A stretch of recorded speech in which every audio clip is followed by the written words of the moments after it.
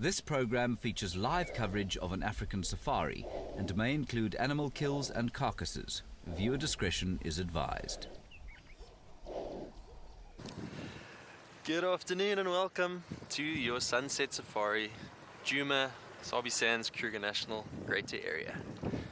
We are very stoked to be out this afternoon. Alex and I just got that vibey feel. And my name is David Hancock. We're going to be taking you on an adventure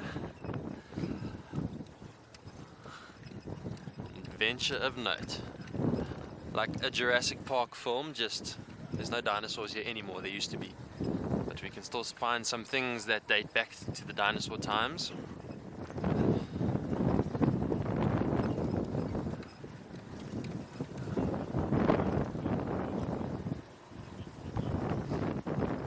And we would love to hear from all you kids watching the show. So send your questions to kidsquestions@wildearth.tv. I want to hear all of those questions, all those interesting questions. Even if you want to ask about Jurassic Park, you can ask. And we'll do our best to answer them.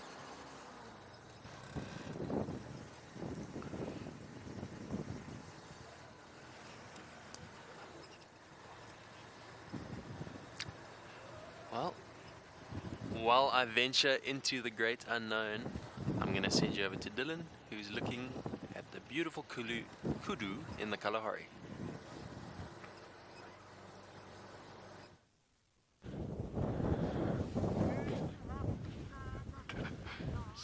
So we're just having a look at this kudu carcass, just to see if there's been anything else that's been... Sorry, I just saw something really humorous at the vehicle over there. Old Yandra and I are back, and we're bringing you this feed from Tswalu. We've just been checking out this kudu carcass to see what's been feeding on it during the evening. And there's been a lot more that's been eaten since we were here yesterday. A lot of spotted hyena tracks as well as brown hyenas, and of course jackals all over. What is very interesting compared to when we were here yesterday, remember we followed that like solitary dung beetle that made its way all up here? Well, now there's a whole lot of them. So, and they're getting stuck into the stomach contents and that. So, but I think let's leave it. It's very windy here this afternoon. At least it's not too cold yet. But yeah, we're going to head out into a totally different area now. We're going to go over the dune fields. It's just drop dead beautiful, that area. And if we're very, very lucky, obviously no guarantees, but we'll see if we can pick up something like pangolin tracks or maybe hold out for an aardvark sighting. But let's head out that way and see what we can get.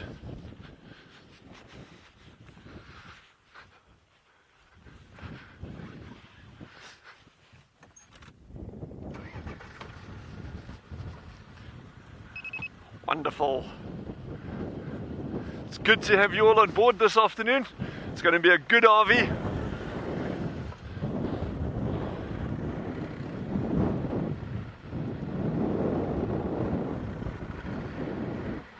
So we're going to carry on trying to find any sign of what we can out here. And let's take you over to Rowan at Ngana.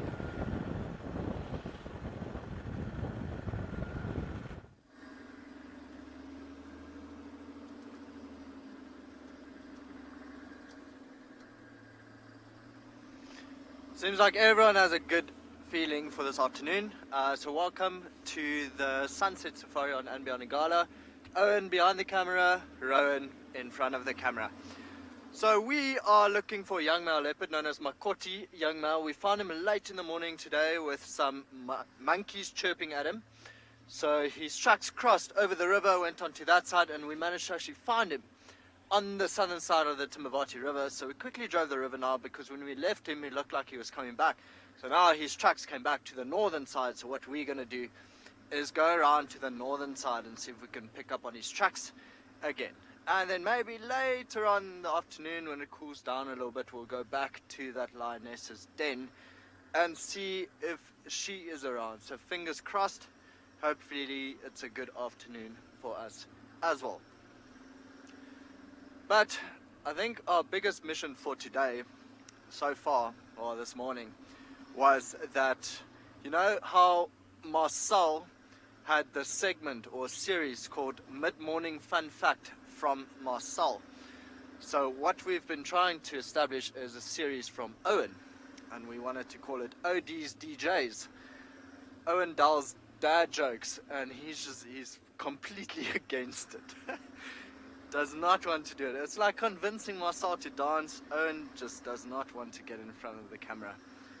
So, other than finding a leopard, that's also something I am trying to work on, to no success.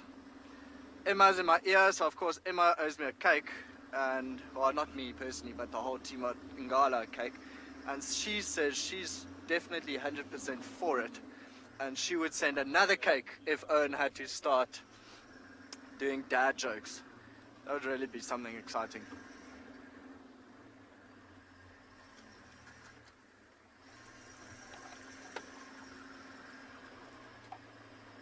There's a small watering hole there,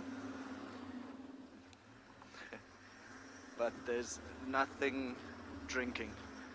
Okay, so while we check this road, see if any trucks come across this side, and still trying to convince Owen to do a dad joke, I'm going to send you over to Tristan. I just wants to say good afternoon.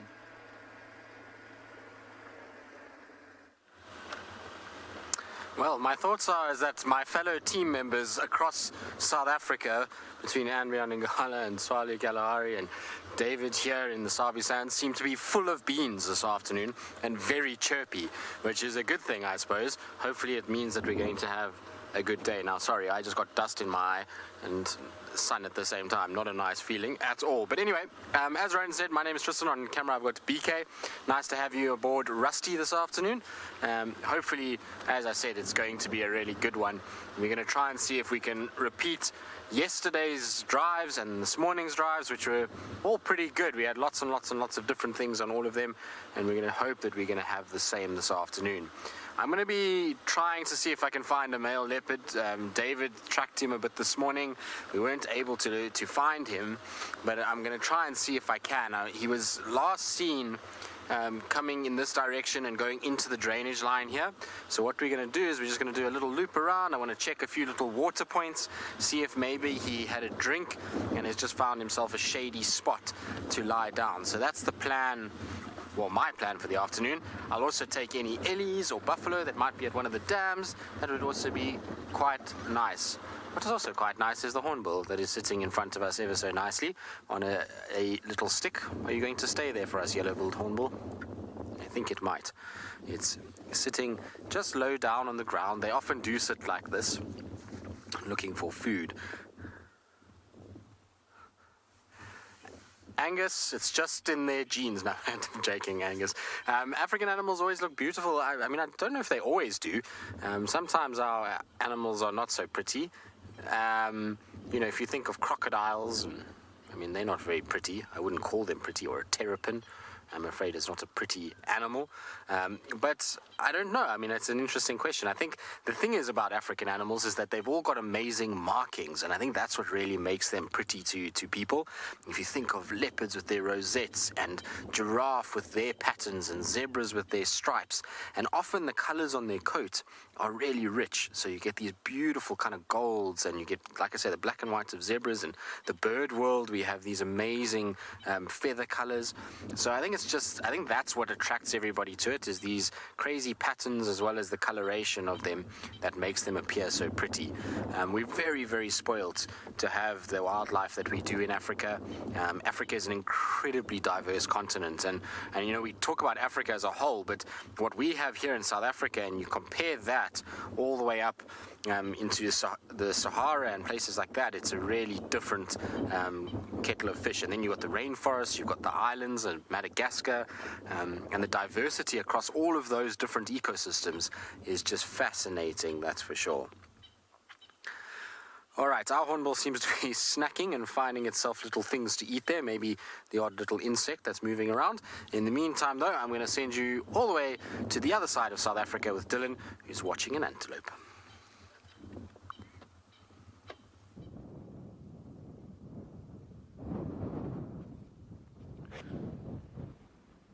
Lovely little steenbok, a steenbok female. So this is our smallest antelope that we have on Tswalu. They actually got a huge distribution. It's a very common species through southern Africa, and a very important food item for predators in this area. We've seen caracal catching them, jackals catching them, leopard, very, very important for cheetah. Wild dogs catch them regularly. So as you can imagine, there's obviously lots of them. That's nice behavior that we're seeing there. She's sheltering from the wind. Although we've got a cold front moving in, that low temperature hasn't reached us yet. So although there's wind, the ambient temperature is actually still quite warm now. So she's just getting a bit of shelter from the wind, as well as in a nice shady spot. There was a little male here earlier, but he's just trotted off. And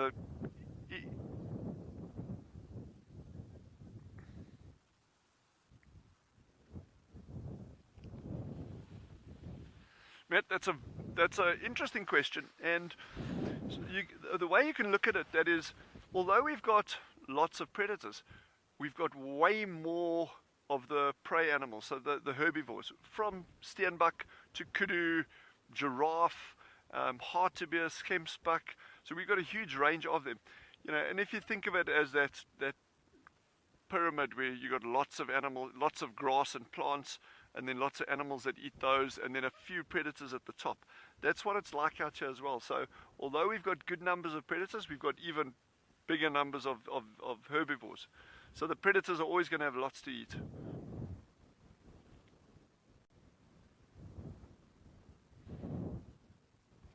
How big those ears on that steenbok are.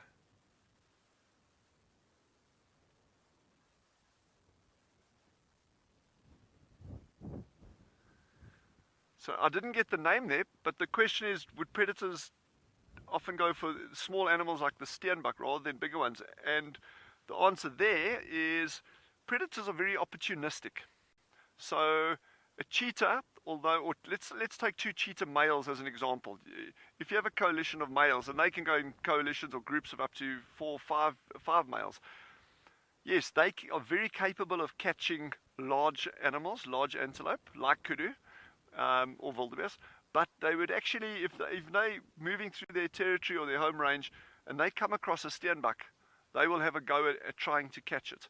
I've seen lions trying to catch birds, water birds even, things like moorhen, monitor lizards. So I've watched leopards actually eating insects, although they are capable of catching large herbivores as well. So we look at predators and we say, well, there's a optimal size prey that they would ideally like to take, but they can actually go for a whole range of things, sometimes bigger, sometimes smaller than what we would normally consider their prey items. So steenbok is super important out here, just as one example in terms of food for predators.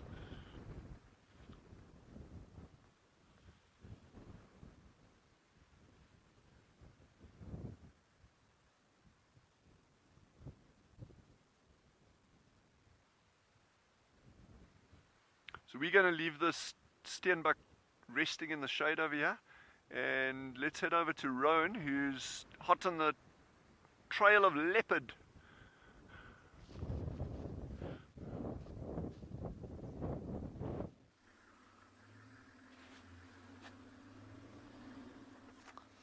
Still no luck from our side, but we are driving just very, very, very slowly and checking every single little track we can find.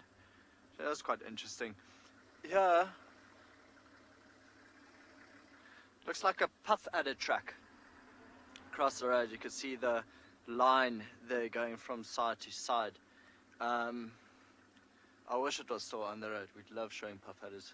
Get that out. We had such a nice time with one the other day, and quite docile, quite actually very nice to photograph. Often you can lie down just right in front of it to photograph it. I guess not a lot of people would want to do that. I think a lot of people are scared of snakes, but we quite enjoy it. But still, no leopard tracks so far. And we drove this road this morning. Actually, this is where we heard the monkey's alarm calling. It was in a tree here. And So from here we decided to loop into the river. Couldn't see anything in the river, but we found the monkeys and then looped onto the other side and then eventually found the leopard. But it looks like his tracks are coming back this way. So I don't know, he might be following Inyala female and her youngsters, or her one youngster, sorry, her one cub. If you had to judge by the way his tracks are moving, and this morning he had his nose up the entire time. So what I think is going to happen, Yapi and Nikki are going to try, let me put this thing down before I stab someone. Yapi and Nikki is going to try find Inyala female and the cub, and we are going to spend a bit of time here looking for Makoti male. Be quite nice if they all join up together.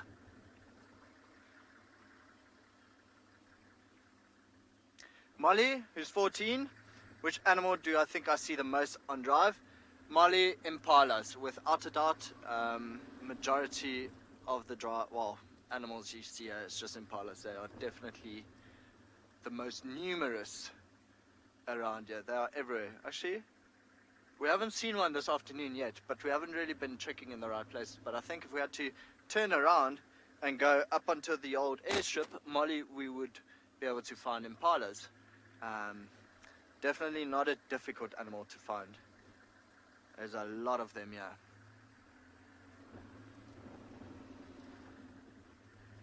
Probably closely followed by, I don't know, wildebeest or zebra.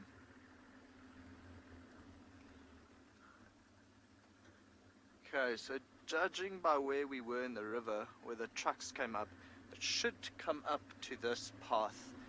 I'm gonna do a bit of a walk here, but for now, send you back over to David on Djuma.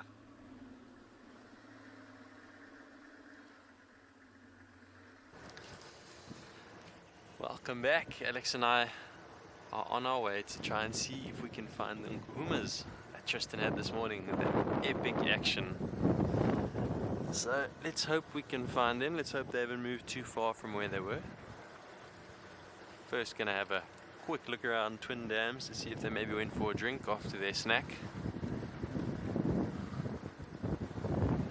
But it would be nice to see them.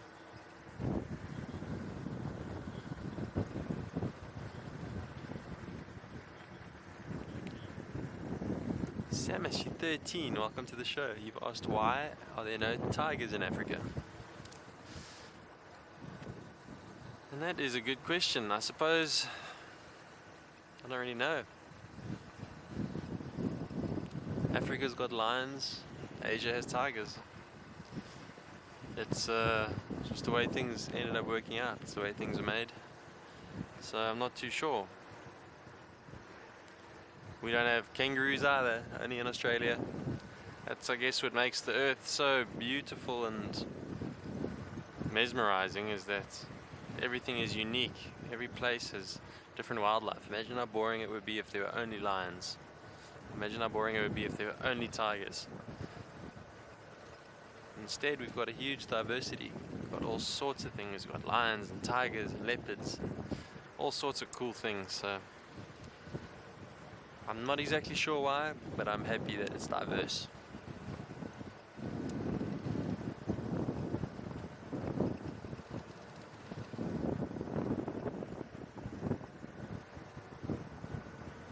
We're just coming down to Twin Dams. Let's quickly have a look. Just going to slow down here and see if I can see any tracks.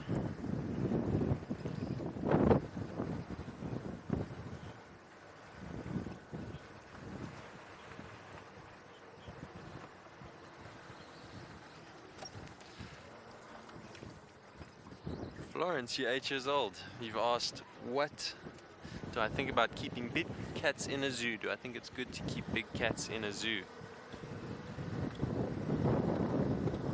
And personally, it's obviously everyone's got their own opinion, but for me, I don't think it's necessary anymore. I think it was necessary years ago. Mr. Beautiful Elephant's coming down to drink some water. Let's watch him while we talk about it. I think years ago it was necessary to educate people about big cats. But nowadays, with Wild Earth and being able to show you these big cats up close and live, you get to learn all about them in their natural habitat, so not necessary anymore to have them all cooped up in a zoo where they're not comfortable. That's my opinion anyway.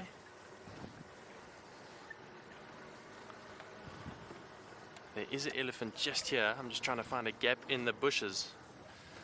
He is just there, but now it's very thick. I was kind of hoping he came out into the open to drink water. We'll stick with him a little while and see. He might move.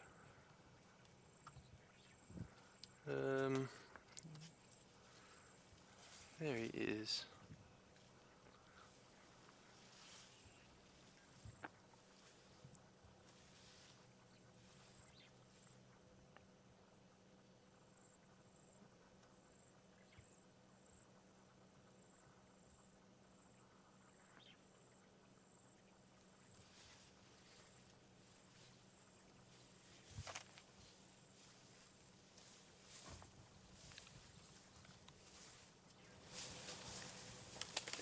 Listen to this beautiful boy as he crosses ahead.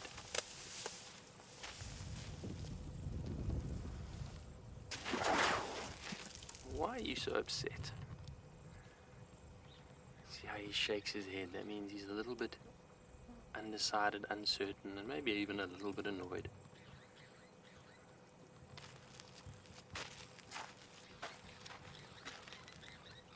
do you think about us, big boy? You gonna give us a sniff?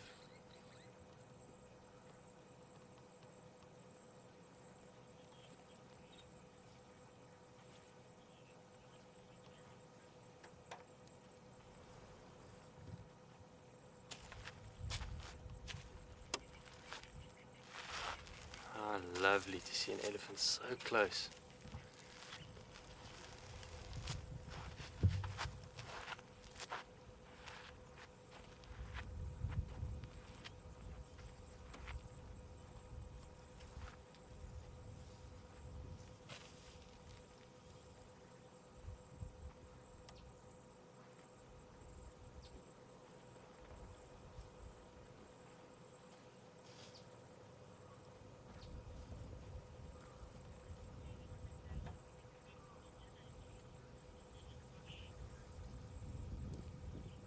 Beautiful big boys. Been lovely to see. Looks like he's now half hidden in a bush. And on that note, let's send you over to Dylan with a lizard in a bush.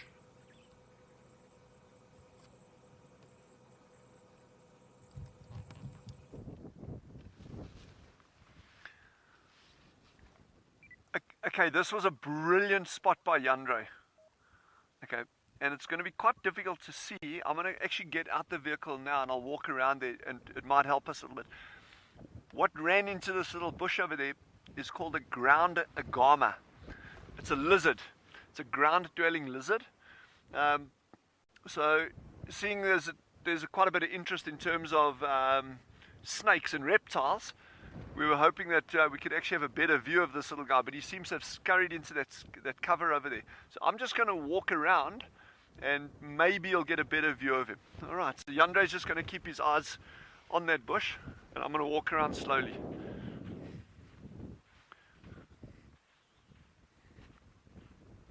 It's very, very unlikely that he'll come out because obviously he'll see me as a potential predator and his safety is inside that bush. But yeah, maybe we're lucky.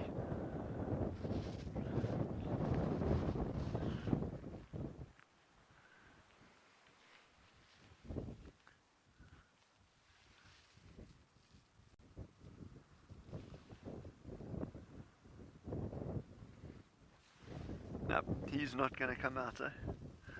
You're just going to have to trust us. There was an agama in this bush, I promise.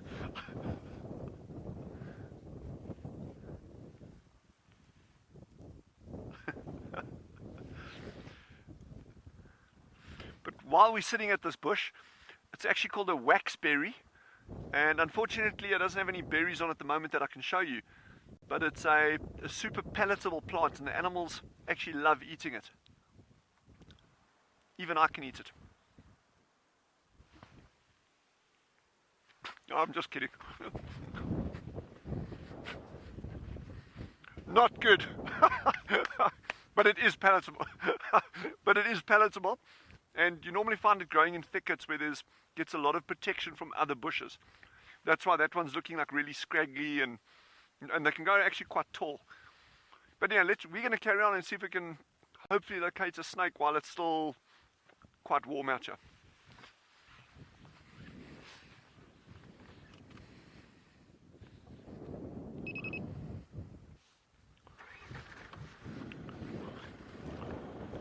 I think let's head back to David and his ellies, and we're going to carry on seeing if we can find snakes for you guys.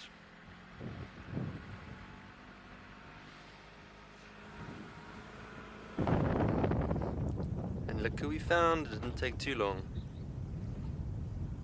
As we thought, after that snack, they came down to the water for a quick drink.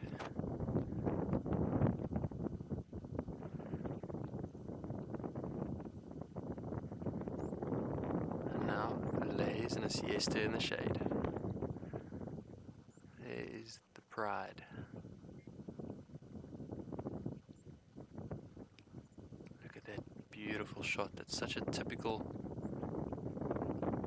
lion picture in the tall yellow grass. She blends in menacingly. When you see that on foot, your heart skips a couple beats.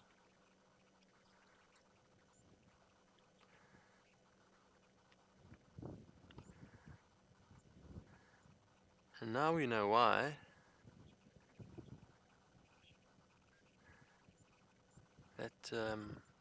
Now we know why that elephant was so startled at our presence. He was unusually perturbed or unusually unhappy. We didn't do anything to him. We parked nice and far away from him, yet he still came and gave us a head shake. And it makes sense now because he obviously smelt the lion. So that immediately startled him. Remember, if you're watching this morning, we were talking about how elephants don't like lion or predators very much. So when they smell them, they get a little bit disconcerted or a little bit annoyed.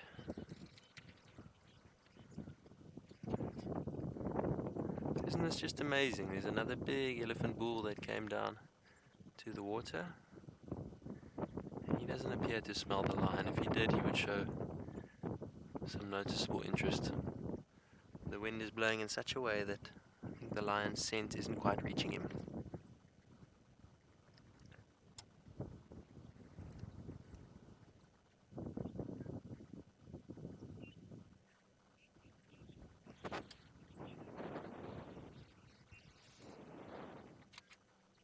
Lucas, age 14, thanks for your question. Lovely to have you on the show and watching. You've asked, how do I track animals so well?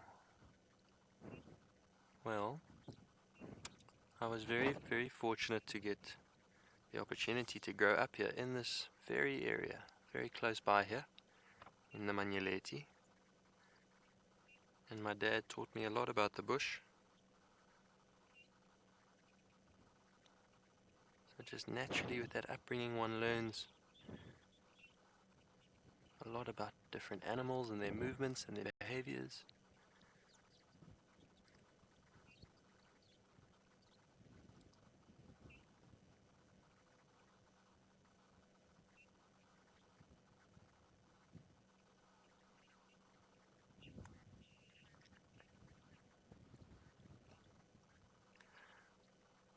Well, you're gonna just sit here on the Damwall Road and enjoy these cats and this elephant.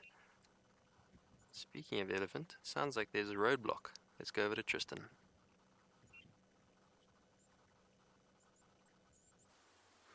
I do. They're a little bit far from where I am at the moment, but that's because I can't really get to them. It's so wet in front of me in the riverbed that I'm going to get myself stuck, and I don't want to be stuck. You can see all the water in the sand there, and so if I drive there, the whole car is just going to sink. So for now, we just got a slight view of elephants, but they are walking generally in this direction towards us. So what I'm hoping is we're going to see them kind of coming through this archway of trees, and we'll get them naturally framed by the branches that come over the riverbed. It should be pretty. So that's what the plan is. At the moment, though, they've stopped. They were walking so nicely up this way, and then all of a sudden, one of them got interested in a bush, and then they all just stopped, and now they're just sitting, I think probably getting water. So what they've done is they've probably dug a little bit there, and they are now siphoning the water from the sand, and that's why we're having a bit of a problem. BK, you know what we can do actually? We can go around, so it's going to make life for you a lot easier, because BK is going to have a tough time.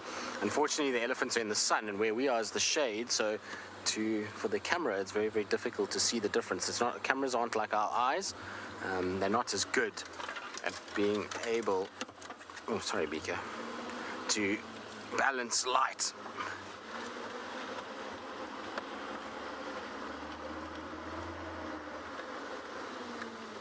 Derek, that's a good question, this. If elephants are so smart, why do they destroy their food supply?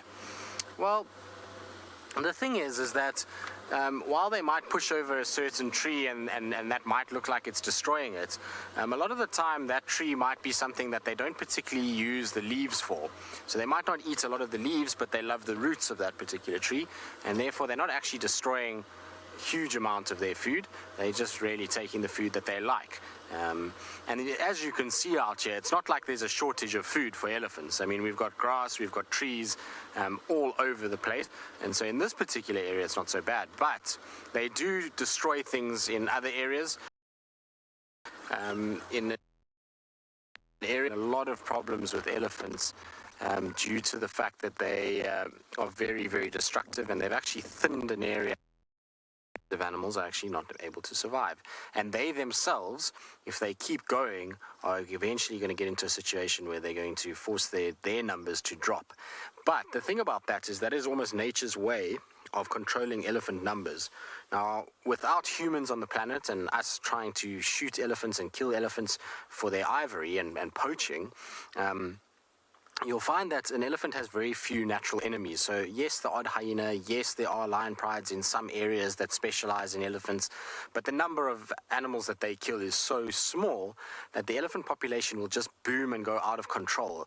And so for nature, it's got to have a way of slowing elephants down, and that would be if elephant numbers get too high, they destroy too much of what they eat, and then it starts to become harder for them to find food, and then their numbers start to drop again. That's ideally how it's supposed to work. Of course, it's a bit tricky now because of humans and where we've inhabited and how we've cut elephants off from being able to move around. It means that also they're not able to move away from an area and let that area recover and go somewhere else and then come back. And so now it's a little bit more tricky. We have to manage it a little bit more than what we were in the past. That's for sure. But you can see, as I was suspecting, this elephant is drinking. That's what they're doing in the riverbed. They are absolutely loving these riverbeds at the moment, and that's because there's still lots of water underneath the surface of the sand, as we saw just now. And so what they do is they dig and they make these little holes, and those holes, what will happen is the water will start to come back into the hole where they've dug. And as it does that, it passes through the sand particles. Now, sand generally has little it's basically small little stones is what it is, and that acts as a mechanical filter, so it cleans the water. And the water that comes out of there is far cleaner than, let's say, the dam where Dewey the hippo is up the river here. So they're much nicer to drink from here than it is from there, and that's why you find them in these riverbeds at the moment. They're really trying to get the best water they can. And the nice thing about that is that they open it up for so many other animals. The only problem with that is that the elephants have created about 4 million water holes now for all of our other animals, which means that they don't go to our normal water holes, which is making life a little bit interesting in terms of trying to track them down. But proving my point is not only this herd is in a riverbed, David further down the riverbed has also got some ellies of his own doing the same thing.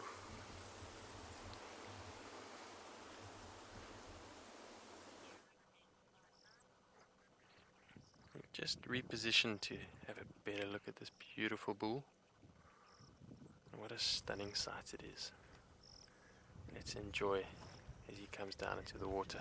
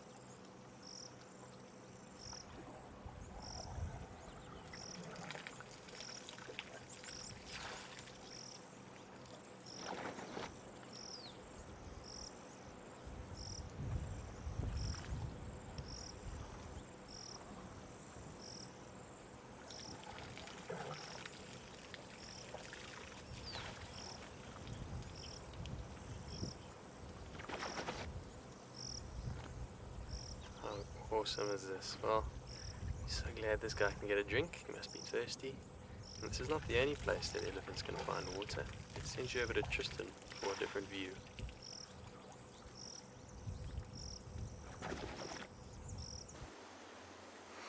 Indeed, we do have a close-up. We've managed to get down lower in the riverbed. We can actually see his truck going in, and much like David's one, slurping and spraying and doing the exact same thing.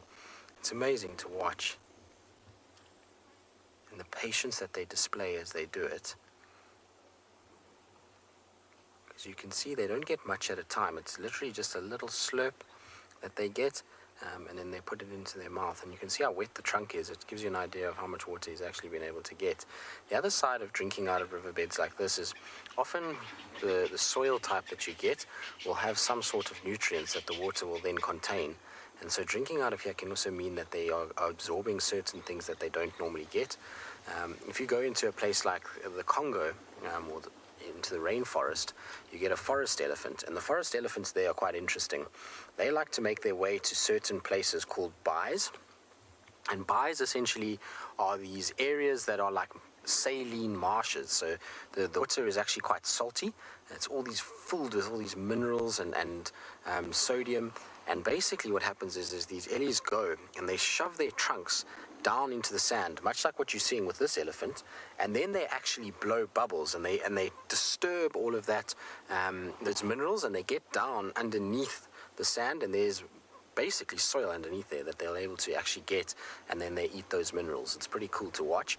So you think that they're drinking at first, but then you start to see these bubbles coming up from the water, and then you actually see that they're putting in not only water but little minerals and bits of sand and clay that they've managed to get from underneath, which is really, really cool to watch. And they go quite deep. Sometimes they'll even go into areas where they go up to almost their eyes. And like I say, they sit there in all these bubbles, and it looks like they're in a boiling pot of water, the amount of bubbles that they blow as they try and activate all of these minerals and then suck them up. It's really, really cool to watch. And amazing, because in those bay areas, generally there's very little vegetation because of the quality of the water and how kind of salty and corrosive it is. Trees quite struggle a little bit with it, and you'll find that these guys have to kind of go into these open clearings, and that's when you get a really good idea of how many elephants there actually are in those rainforest systems, because in the rainforest itself, you hardly see them. You see lots of signs of them, you can hear them, but you generally don't see too much. And I'll try and see if I've got a photo of them doing it, because I think I have one on my phone of these ellies kind of eye deep, shoving their trunks down and sort of blowing for it. I don't have the one where you can actually see the bubbles coming up. Nope, I don't have it, I'm afraid. I've only got ones of them just standing up straight. But it's really cool that you guys can hear it. There's a bit of a breeze today, so the wind is a little bit much, but hopefully you can still hear him splashing and drinking. But did you see there just now what he did was he actually took out a bit of that stuff and threw it. Now what that sometimes is that there's extra debris in the water. So if there's too much sand, they take and they throw a bit of the water out, and that will be laden with sand, and then they drink the stuff that doesn't have as much in it. And that's all to just, one, protect the digestive system, and two, the teeth root. Ultimately that ends up wearing the teeth down just a little bit quicker. Beautiful though. The nice shots of close-ups of him drinking and his tusks.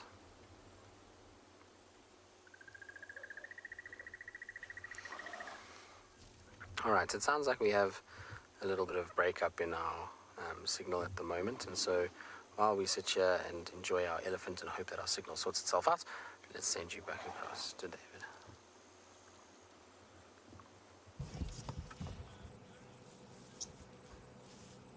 Welcome back to the mighty lions. Look at this baby on the right here, these two youngsters. walking, following their mother.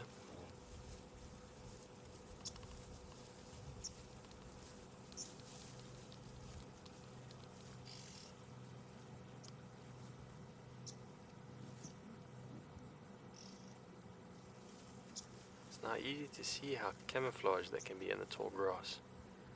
Very difficult to spot, especially this time of year when the grass is the same color as they are.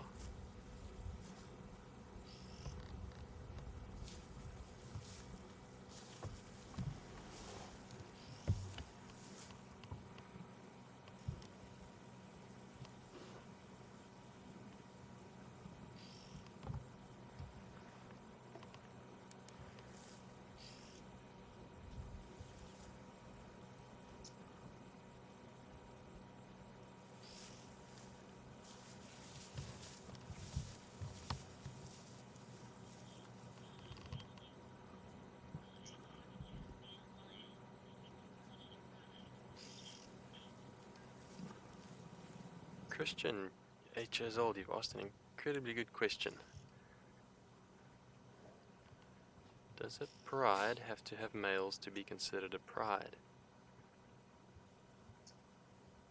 And the immediate answer would be no. The pride is actually made up of the females that you see here and their offspring.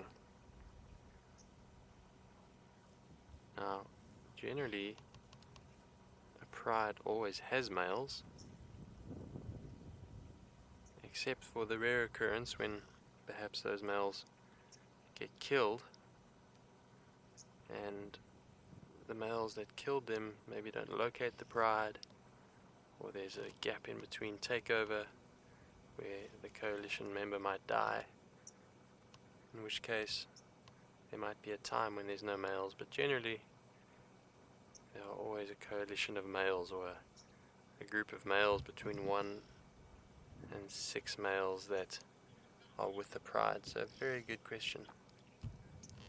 Well, it sounds like another elephant has come to drink with Tristan, so let's send you over to him while we stick around with these sleepy lions.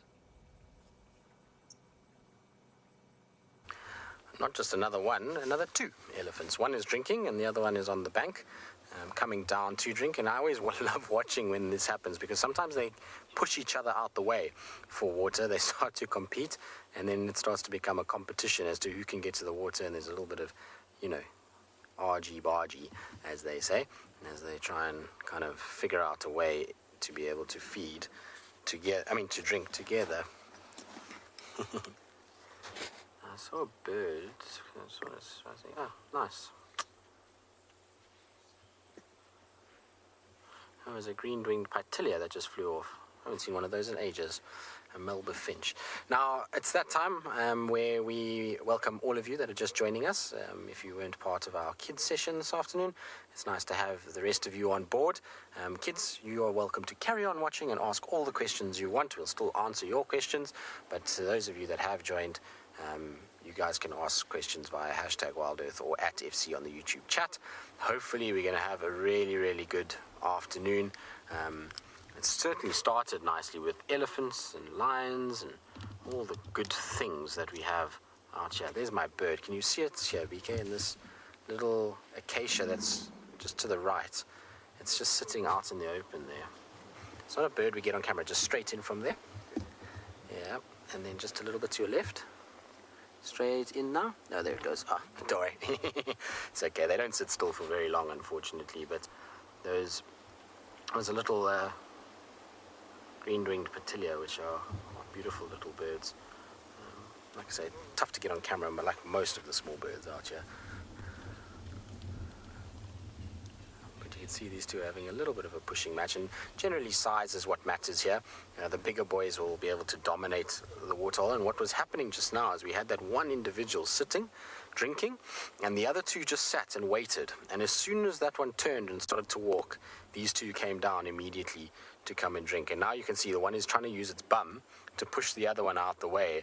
And it seems like we're having a day for competition over resources, because this morning the lions were obviously having a huge fight over their warthog, And for those of you that missed it, the Nkumas caught a warthog this morning and there was a massive fight over it.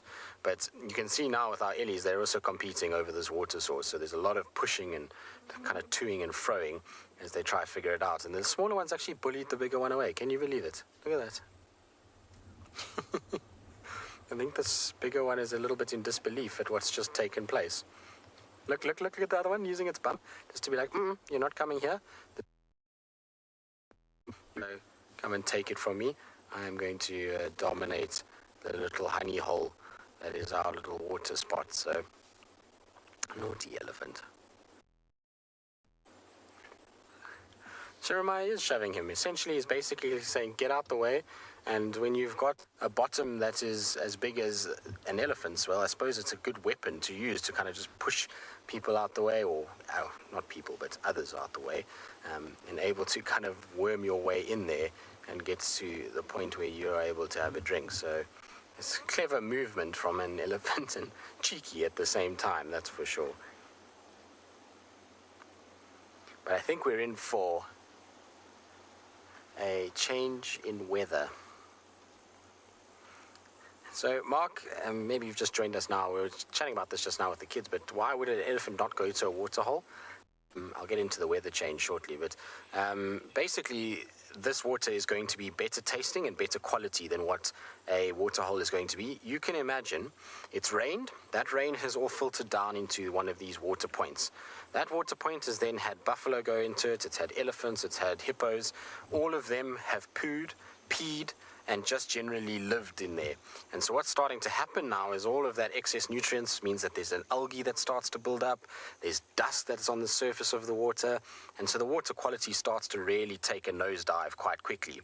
Whereas this water is actually still flowing underneath the surface, and because of the sand particles and the way that they're digging, it's actually being filtered really nicely. It's basically a mechanical filtration that's happening, and so it's a much better water for them, and it's packed with nutrients and minerals that they're getting from the substrate of this riverbed rather than what they're getting from a dam. So much nicer. It's like going and drinking filtered water versus festering pond scum water. I wouldn't want to drink festering pond scum water. All right, my elephant has left, and so I will chat about the change in weather just now, but my signal's not good enough for that. And so while I find some better signal, I'm going to send you all the way to Tswalu Kalahari. Seems like the boys have gotten dressed up on that side of the world, and I wonder what they're wearing now.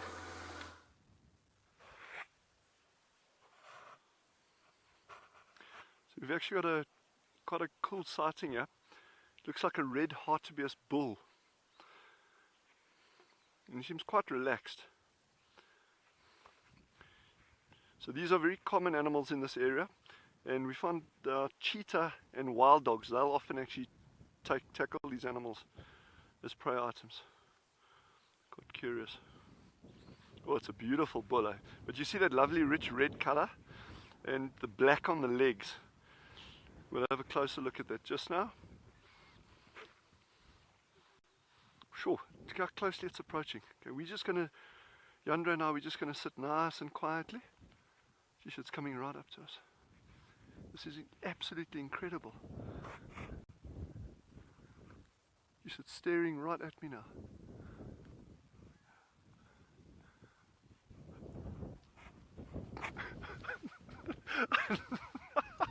So that is a red hartebeest, what's left of it, and it is a bull by the thickness of the horns, and you can actually see there's quite a few gnaw marks, and that's rodents, things like porcupines that have actually been gnawing at the skull to get calcium. But yeah, so that's quite a interesting thing to see there. So this is the front of the skull. It's obviously been all broken and eaten off, and that's where the neck vertebra would join on over here, atlas and axis. And it's actually about this kind of height as well. That would be the kind of natural height of the animal, give or take. Cool. Well, let's leave it here for more porcupines and other things to eat.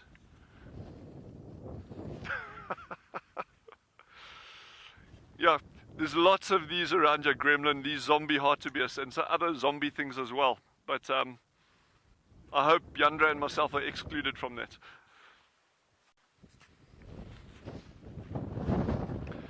Let's carry on trying to find a snake for you guys. So our thinking as well is, as we get onto these dune crests,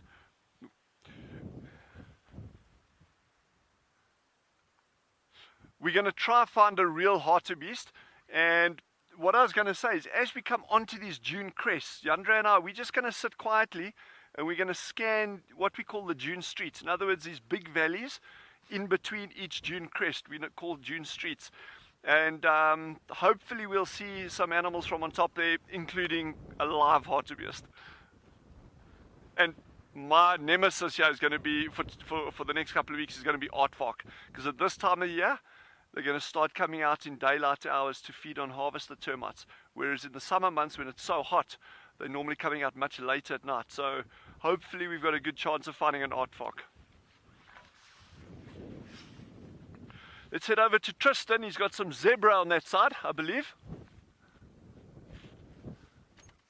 I hope that you find your aardvark, Dylan. I think it would be a first for Wild Earth. I don't think we've had an aardvark that's actually alive. I know James has had a dead one, but I don't think we've had one that's alive. So that would be really, really special to have this afternoon. It's one of the great things about the Kalahari is those rarities for us here are a little bit more common there. I mean, I wouldn't say that they are, like impalas, but they are legitimately a lot easier to find than they are here. Right, so we are doing the spot of birding in the Mulawati. It's our ever-accommodating brown-hooded kingfisher. These guys are so much better during the winter months than they are in the summer.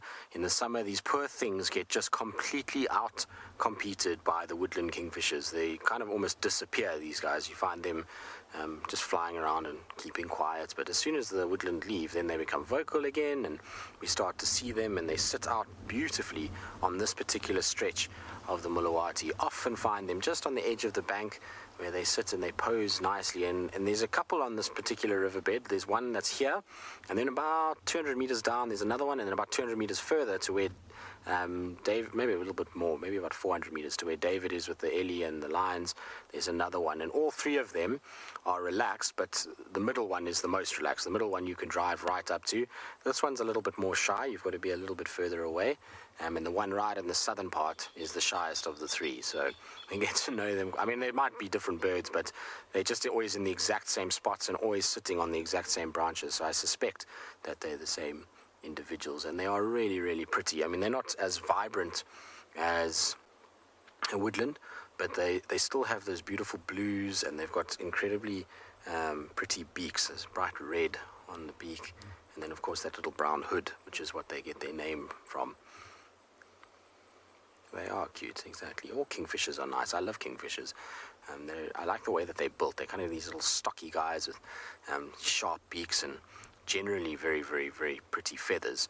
Even the pied and the giant, while they're not part of the kind of blue kingfishers or the colorful kingfishers, their markings are still so intricate and incredibly mesmerizing that they themselves also demand a bit of respect. And that giant kingfisher's size is just quite something as well.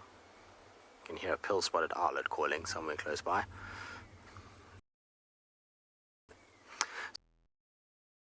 It is a pretty bird. I always enjoy spending time with these guys, and like I say, those blues are incredibly beautiful.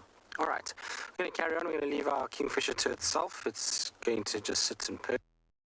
In the meantime, though, off you go to David. He's got an Ellie approaching him.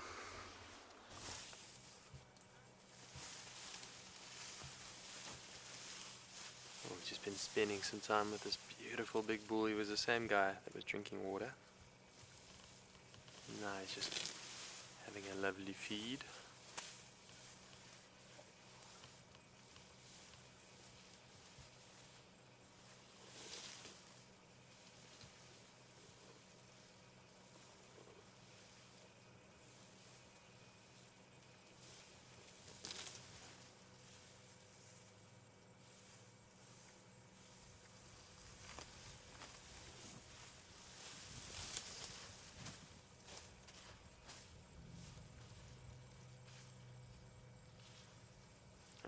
all you can see is his bum.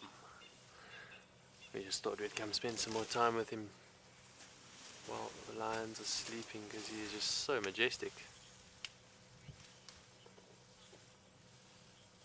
Sunita, you've asked, have I ever seen an elephant become aggressive because it must? And I have, most certainly. It happens often when they're in must. Remember, must is a very heightened level of testosterone. So they can go into a bit of a rage every now and then. Not all. Some, especially older bulls, remain very calm even when they're in must. But some of the younger ones can get quite aggressive. There's some others coming to join him. But as always with these elephants, just got to give them their space, allow them to feel relaxed, don't make them feel like they're being threatened or that you're coming too close, and they'll be just fine, even the ones in must. Just pull a little bit ahead here so that we can get another view of him. We're sitting under two of my favorite bigs, if you want to call them the bigs in the bush. Sitting with two of my favorite bigs, this massive elephant and this beautiful big leadwood tree that's just towering over us. So I'm in a very happy place. My favorite tree, and probably my favorite animal to spend time with.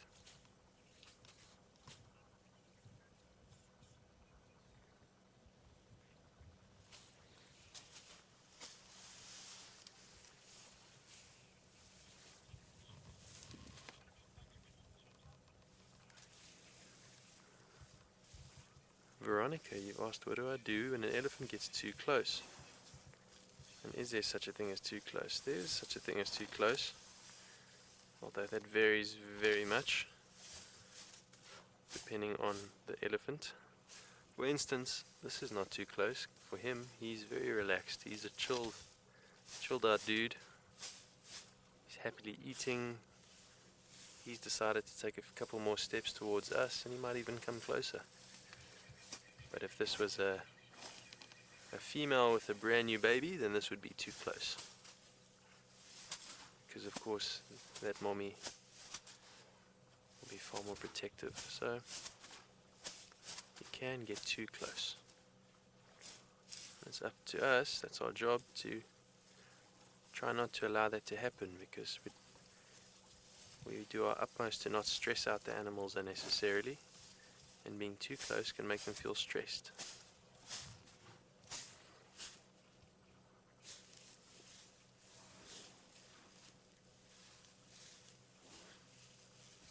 What's he doing there? Why is he beating the grass like he's angry at it? He's doing that so that he can clean it. He wants to make sure that he gets all the sand and dirt off the roots before he puts it in his mouth, so that he's not crunching sand and stone unnecessarily.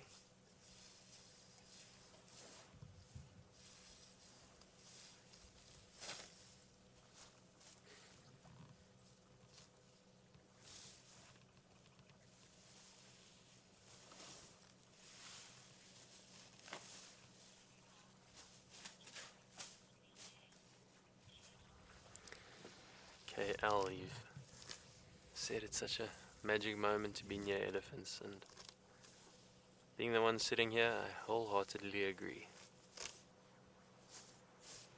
Sometimes I don't even have to look at them. I just close my eyes and listen to the sounds and the smells. It's a real privilege.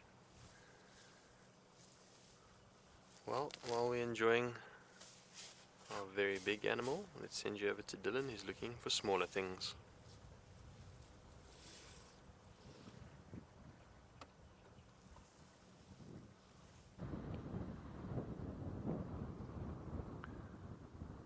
So we're just sitting out at Dune Crest, There's some gemsbuck in the distance. Oryx. They're just trotting off. It's getting super windy out here now, so a lot of the animals are quite nervous with this wind. Problem with strong wind, there's so much noise with the bushes, you may even hear it through my microphone here, that it can mask the sound of predators approaching. So animals do tend to become a little bit more nervous when there's wind around. But we're using these opportunities on this high ground to also scan for aardvark that may be out feeding. Yeah, no, it's really gusting now. But we're just going to use binoculars and just keep scanning. These aardvark from a distance, it looks like a termite mound, just like moving along the landscape with this like rounded back.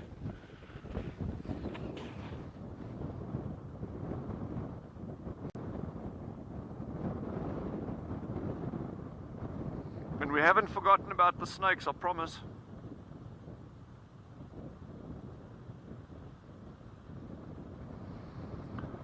Thanks, Debbie. It is always cool seeing oryx, and they are just such iconic arid area adapted animals. I mean, they're just beautiful. I always think that they look like they've been airbrushed, you know, they've been air painted, the patterns on them. But we'll hopefully see some close a little bit later, then you can have a really good close-up view of them.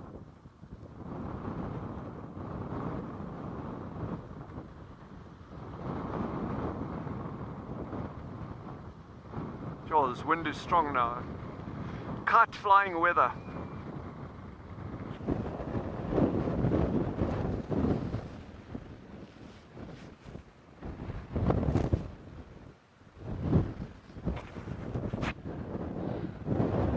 Thanks, Kayla. We love looking for snakes. You know, the animals that so many people don't like, and yet they're so fascinating. And you know, if we can actually show you one close up, it's just going to be so beautiful to be able to share that with everyone.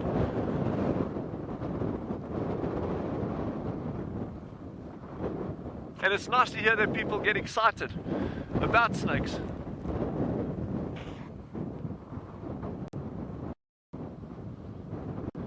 So we're getting buffeted here a little bit by this wind, so we're going to send you over to David while Yandra and I get to a little bit lower ground and see if there's actually anything that we can pick up on. So let's go find them.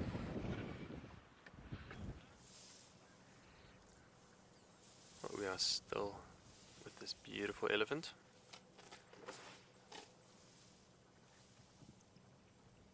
Now the vehicle is just pulled up behind it, also enjoying this magnificent creature.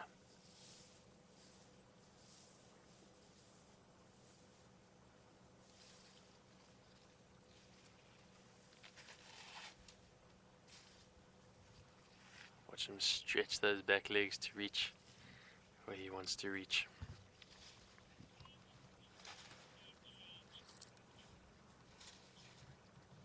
Lindy, you've commented how it's crazy to see the landscape change between Tswalu and Djuma.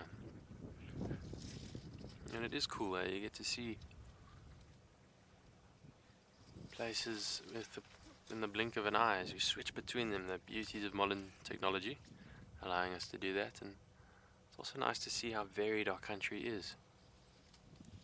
South Africa is one of the most incredible countries to travel through if you ever get the opportunity to really do a proper road trip and drive from Limpopo down to the Northern Cape and all up and down and around. You very quickly realize how vast and diverse it is, and that's what you're getting to see now between Tswalu and Djuma.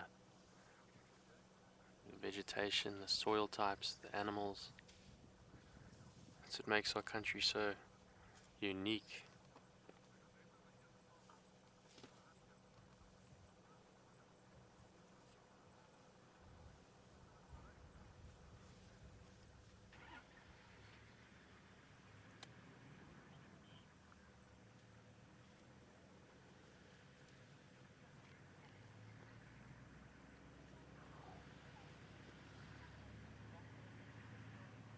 Well, let's hook around and see we can spend a little bit more time with Mr. Elephant.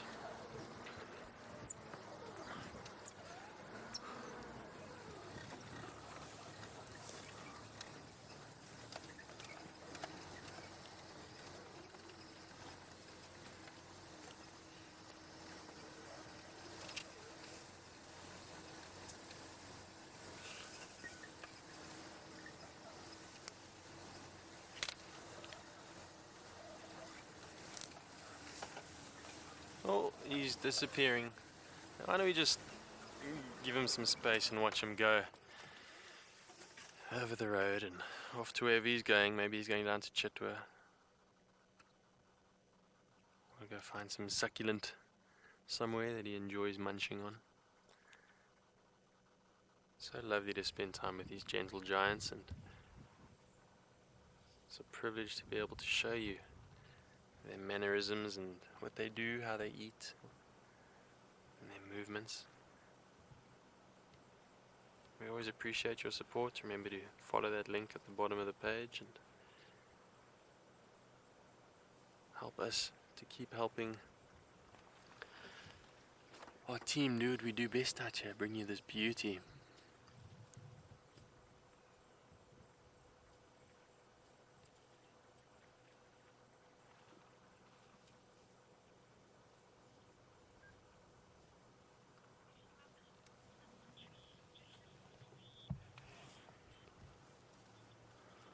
Robin, you've asked what types of trees do elephant normally eat, and do they have a favorite? They definitely appear to have favorites. It obviously depends a bit on the time of the year, but like in marula fruiting season, beginning of the year, in our summertime, their favorites are generally marulas. And then most of the acacias are very nutritious.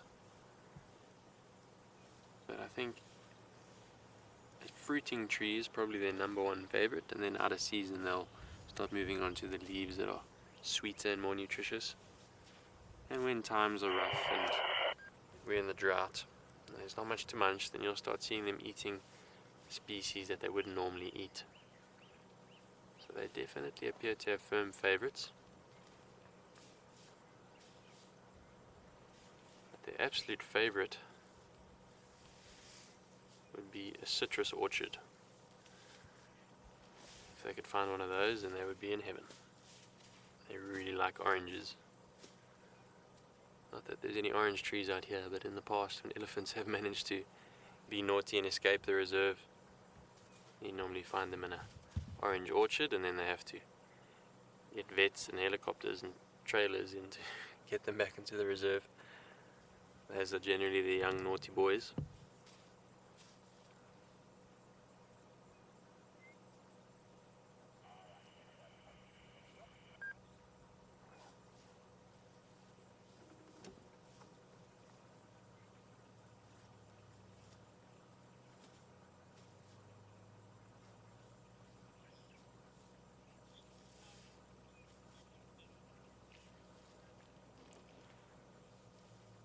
I believe everyone is thrilled with this elephant sighting, so Alex and I, we've really enjoyed it. We spent a good amount of time with them this afternoon. And the best is, when these guys move off, we only have to drive a couple 100 meters and then go chill with the lions. Isn't that just lucky? Privileged. We're hardly working this afternoon, Alex and I. Just chillaxing with the best of them.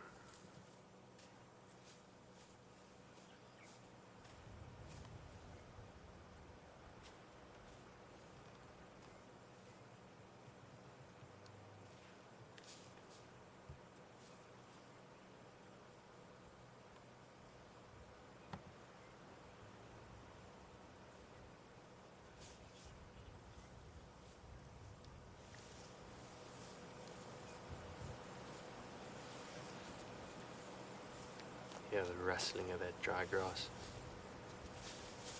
And the times and the seasons are turning.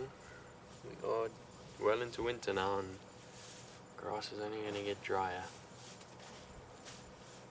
It's going to start featuring less and less in the elephant's diet as it loses all of its nutrition at the moment. There's still a bit for them,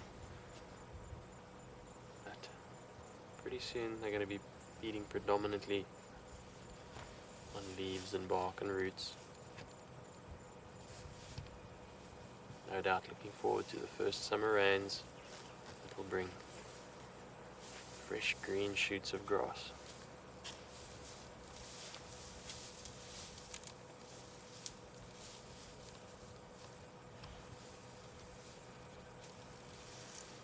Cheers, old boy.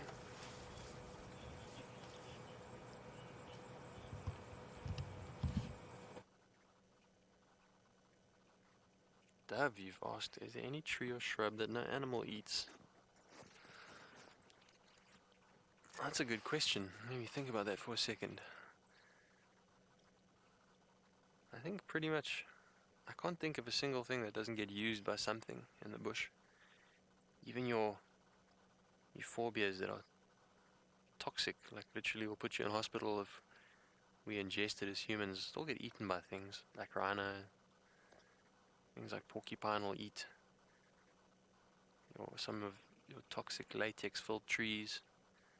So things that are toxic to us and appear to not be very palatable at all often get eaten by things that seem to be unaffected by them. I mean, not just trees, even something like keratin. We were talking about the horn moths the other day.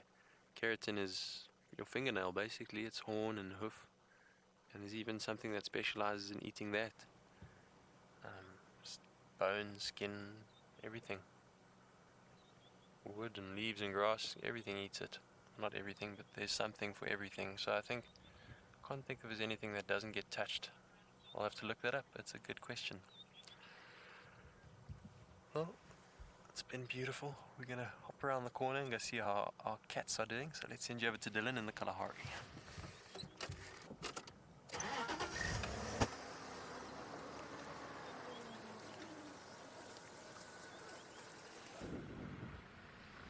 So we haven't had much joy yet with snakes or aardvark, but Yandra and I were just chatting and we were just saying, it's actually a good reminder, often if you go out on a drive and you say, okay, well, I'm going to look for leopard, or I'm going to look for a snake, a python, or whatever it is, you often forget what else is going on around you, and it's good just to take a step back and say, well, actually, great, it's cool looking for snakes, but let's not forget to stop and scan the dune crest for cheetah that are maybe lying up, or squirrels in burrows, or owls sitting in a tree, or elephant shrews running. There's so many other things out here, but you've just got to slow down and take the time to do it. So there was a question earlier. Someone was asking about trees or plants that animals don't really or don't like utilizing or don't like feeding on, and we've got a number of plants out here that are generally considered pretty toxic. One that comes to mind is called the Bushman poison bulb.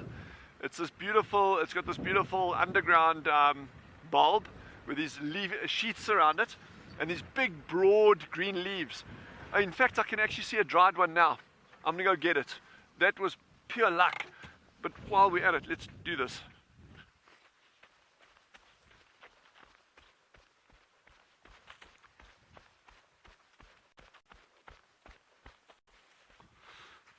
That was absolute luck.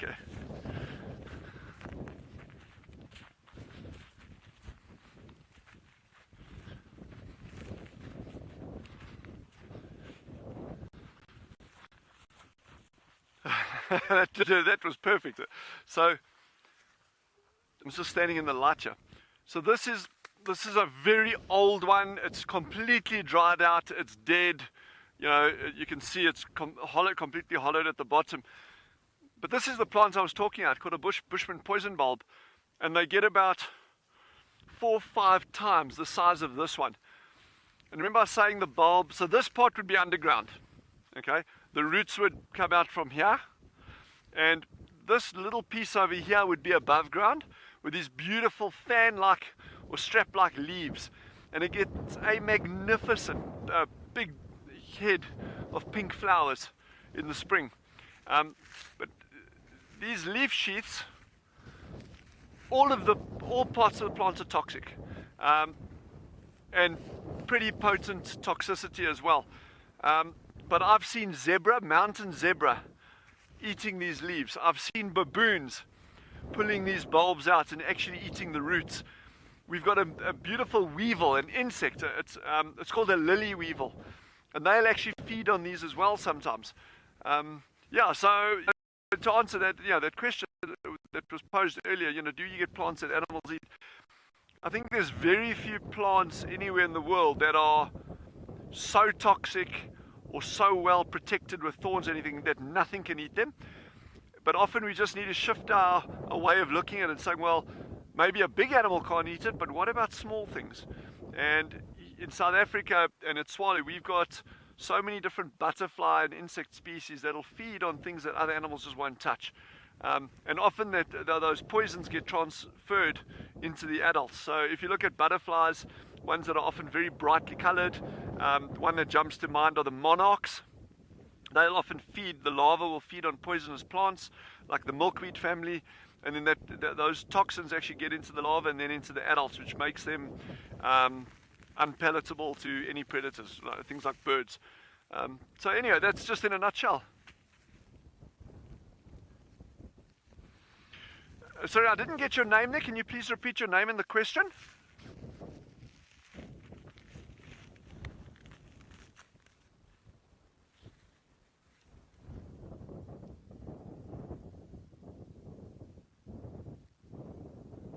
So Faf, the name Bushman poison bulb comes from the reason that early inhabitants of these areas, the Bushmen, also known as the San, they utilized this bulb frequently for a number of different reasons. And one of the key ones was using the roots, well, actually the bulb, so the bulb and the roots. They would take a fresh bulb, peel these scales back, and then they would actually make an incision on it, and then you'd get this resin that oozes out, and they would leave that resin to dry till it becomes like tacky, almost like glue. And then they would often mix that with another plant that occurs here growing up in the mountains called the euphorbia. It's got this white latex that's super, super toxic, very, very irritant on your skin. You don't want to get it in your eyes. And they would mix these two together, and then they would actually put that on their arrows, on the arrow tips. And they would use that as an arrow poison. And the thing there, if reading the literature, they would say it obviously wasn't instantaneous. And these arrows are often very short and didn't necessarily penetrate the animal very deeply. But the poison on the arrow would start working. And the accounts that you read are that the guys, although it didn't kill the animal immediately, but within a day, sometimes 2 days, the animal would go down. And so they would just keep following those tracks till they got to it. But that's one of the names for this plant. It's very cool, eh? Very cool. Lots of good stuff out here.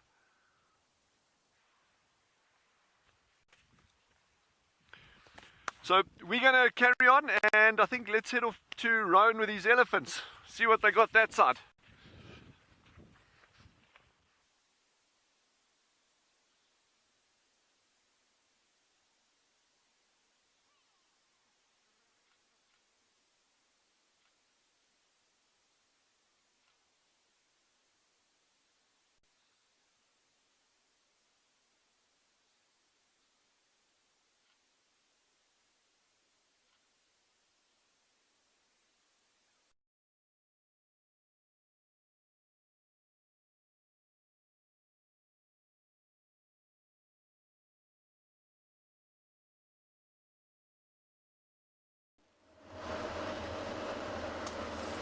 Well, unfortunately, there's a little gremlin issue in Ngala, so you guys are with us now as we slowly kind of coasting along on the sort of northeastern side of Djuma. Just desperately trying to see if we can find any sign for one of our spotted cats. It's really been quite bizarre to see how few we haven't seen any, to be honest with you. Even just the tracks has been dire. From a female track point of view, it's been really difficult. Male tracks a lot, but you know, it seems like we've got Mulawati, we've got this other unknown male who's fairly shy, and then, you know, Tingana, who's also a difficult cat to track. But other than that, you know, there just seems to be so few leopards moving about, and it really is been the hardest period of leopard viewing I think I've ever had in the Sabi Sands. So we're trying to just scrounge one out somewhere, just checking all the areas that I know that they normally like to use. Not that that's worked so far, but I think if you keep repeating the process, eventually you'll get it right, and we'll find what we're looking for. I think once we can just follow and figure out a little bit of a pattern, I think that's our biggest problem at the moment. We just don't have a pattern. Leopards are creatures of habit. They like to walk in certain places at certain times and do certain things.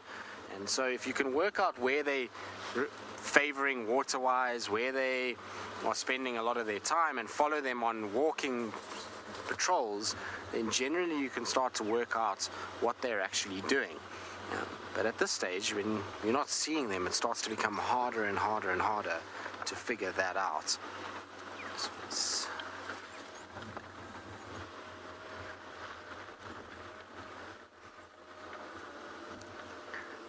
Caleb, who's 11 years old, you're asking what leopards primarily eat and if that's got something to do with their disappearance. So leopards are pretty versatile creatures. They'll eat pretty much anything. In this particular reserve, again, it depends on the individual, but you're looking at probably impalas, duikers, scrub hares. BK, where was that entrance that James used? This way. I'm going to just check here at Tunley's den, just in case, you never know. And you know, those are probably the three that they mostly target, but we still have ample amounts of those. And in fact, you would have expected to see a lot more leopards at this time, because they're going to be hunting the rutting male impalas while they're so distracted, and that normally means a leopard kill, tree, days of seeing them, and we're not seeing that at all. We're not seeing any sign of a leopard coming into the area or spending much time in trees with kills, which is very, very odd. And what amazes me and astounds me is that spending time with Kalamba in the end of last year, beginning of this year, she was making kills regularly. We were finding her on kills often. And now all of a sudden it's like she just never eats and she's never around. So I don't know if maybe there's something to do with just the thickness of the bush that we're just literally driving past them. That's very possible. I think the biggest factor though for me is the water. Is that we've got so much water and so spread out that they just don't have to walk to the main water points that we generally see them at, and that means that they are less visible, and they are able to find water in the bush areas where we are battling to be able to get to. So yeah, I think that's probably more it than anything else. Right, so we're just going down. This is where James had the last visual of Tanya and the cubs. Now, while Lauren had those tracks going over, you never know. She might have sneaked on here again, and she might be back here. Worth just checking at this stage. I've checked all of the stuff that are easy to access and impossible places, and no sign of her. So I thought here would be our last-ditch effort, just that she may or may not be around. So, Emma, you're welcome to stay with us. Don't stress. We're just having a little look around. I think everybody's happy to look with us. So this is apparently the point as far as you can go. Now, where James saw her exactly, I'm not quite sure. I would imagine just somewhere on these banks. It's a really dense, thick area, and so it's the perfect place for a leopard to have her cubs and to lie down and those kinds of things. I would expect if she's not here and they were here, the cubs were here, that they wouldn't be visible, because they would hide away. They would run away from the noise of the car and hide. But if she's here, then we should be able to see them. I can see exactly where James would have seen them. It would have been straight across BK. You can see the exact same frame that he had for them. They were just on the other side of the drainage here. But there's no sign of anything. I mean, I really didn't expect to find them here, but it was an outside chance just to, you never know. Like I say, it's always one thing in the bushes that you should always check and double check and triple check, because at some point you can get lucky and you can, find something, and if you don't check, you don't know. And that's the reality of it. So it was worthwhile to come into this area. Ellie, they're not locked down, the leopards are in lock-up somewhere. I don't know if they've all been put in leopard jail and are not wanting to be around. I honestly don't know what is going on with them. I mean, I do know. I lie. I say that I don't know. But I do. We're in a very awkward phase in our leopard viewing. There's a change in the entire dynamic of females and males, which is meaning that a lot of them are just moving in different areas. There's a water factor. There's a lot of females with cubs at the moment, which means that they're not ranging as far as they normally are.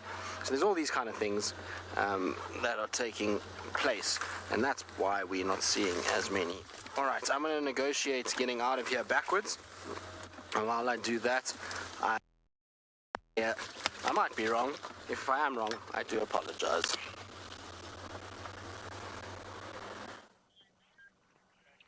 Welcome back. We came straight to this lion after leaving this beautiful elephant, and as suspected, still flat cats.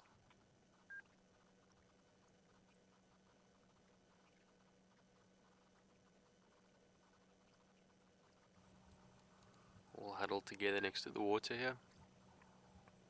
Maybe this is a tactical move. I'm sure they still got hungry bellies.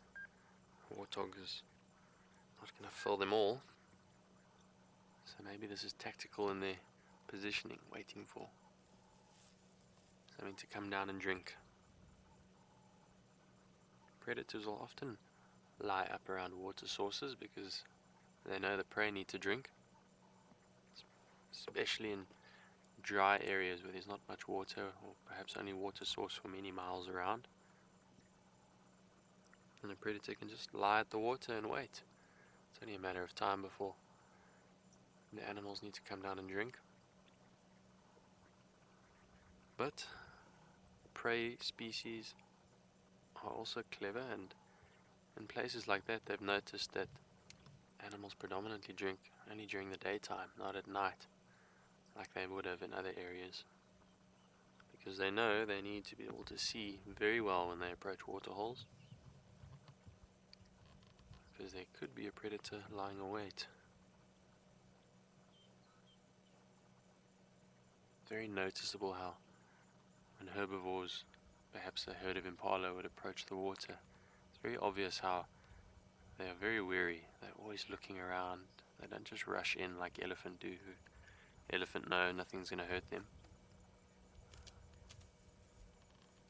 Impala will take their time and really make sure there's nothing. What is this youngster doing? He gets stuck in the bush.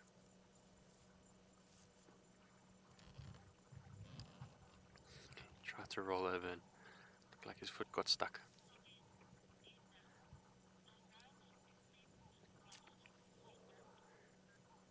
Edna, you've noticed how they blend into the grass. I agree, it's a beautiful time of year to sight lions when the grass is a bit yellow.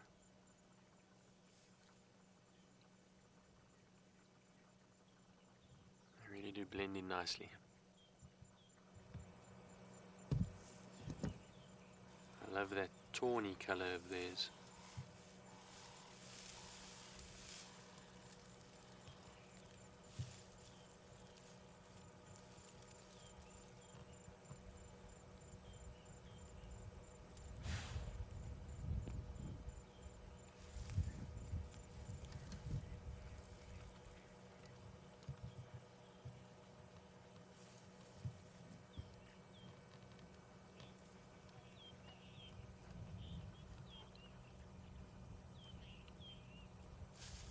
Phase, you think that surely the grass can't be comfortable?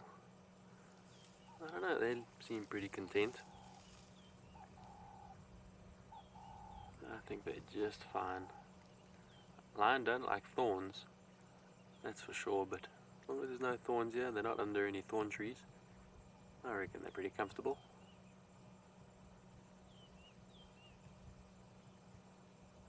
They do like to use each other as pillows though.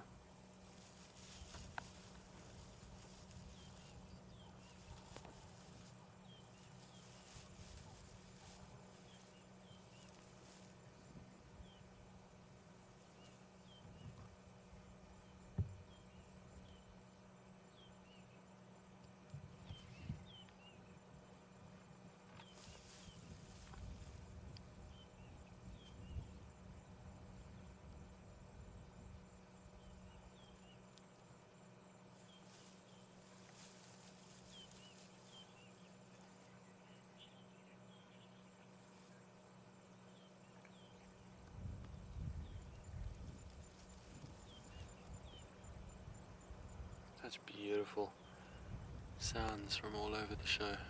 The wind through the grass, the birds singing their songs. Not a single lion is looking at us. They're all very content in their dream worlds. But somewhere out there, there's an animal looking at us. Let's send you over to Dylan.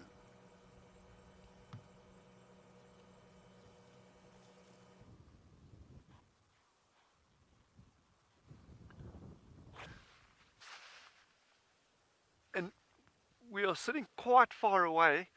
Straight line distance from those ostriches we're looking at is probably about 2.5 kilometers. So we're trying to sit dead still because we've got a lot of movement on the vehicle with the wind and that. So Genre is doing a great job there, keeping them in focus. It's a male and a female ostrich, with the male being the black one and the female being that one that's in the picture now with that brownish grey color. There's the male out in the open now. Whoop. Something startled them. But what a beautiful landscape, eh? And there is a giraffe inside there somewhere, but we'll get to that just now.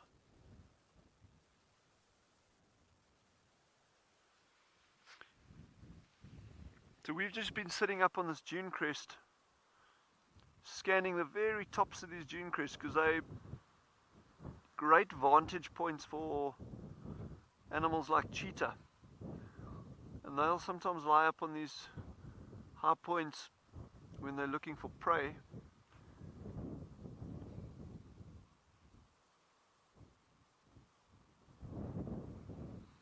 Debbie, ostriches aren't the same as emus, although they look very similar.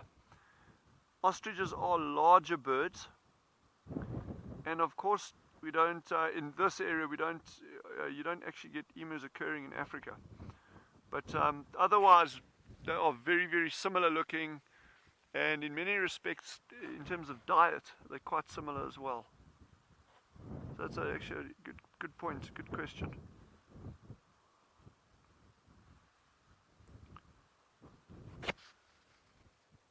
We're just scanning those dunes. So those big trees that Jandre's got in focus now, we're looking at them earlier, and that's pretty cool to see because those are called silver cluster leaves. And when we get very close to one over the next couple of days, I'll actually show you why we call them a silver cluster leaf. But David and Tristan and the guys down in the Lowveld at Djuma and Ngala, they can also show you those trees. They've got some beautiful specimens growing down there as well. So it just shows you how you often get these common factors running through different habitats. Yeah, these kind of habitat generalists that are able to persist, even though their habitat is so different to ours, but you get these same species. So that's just quite an interesting one to note. Chandra, where's that giraffe that Emma was bragging about? You got it. There.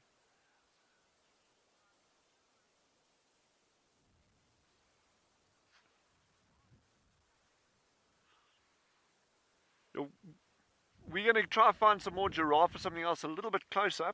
But in the meantime, head over to Ngala, and where the cats sit, they got that side.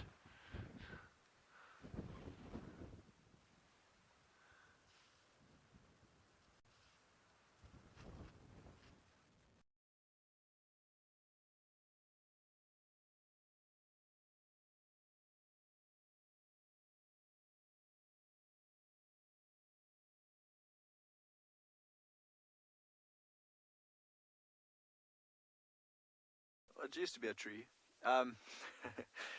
So here's the parrot I've been talking about for so long, and luckily this time it might send you guys back here just in time before it flew off. While we've been sitting here, we've also been hearing the young Rose eagle owl call from the other side of the river. So literally both my favorite birds in the same sighting here, which is quite nice. As for the leopard, we went for a walk for about 20 minutes, just found one track, and you know, even this morning, leaving it, Emma's saying finally people can believe me and not think I'm crazy. Thanks, Emma. But even this morning, you could see the way the leopard was walking, it was always going to be extremely difficult to try and find him, because he was going up and down, left and right, then up and down again. But in other news, what we did find also was tracks of the Birmingham young male. You could see where he was sleeping on the road for a little while, or maybe just sitting, giving his leg a break. So we decided to come check around here, see if we can skip ahead and see if he came out here, and he's not come out here. And what we're going to do here, if the parrot disappears or comes out, I actually want the other parrot to, you know, push this one out, so you can see there's two in there. But in a while we'll go back east and see if maybe we can follow those tracks, see what the Birmingham young male is up to. Oh, he's withdrawing.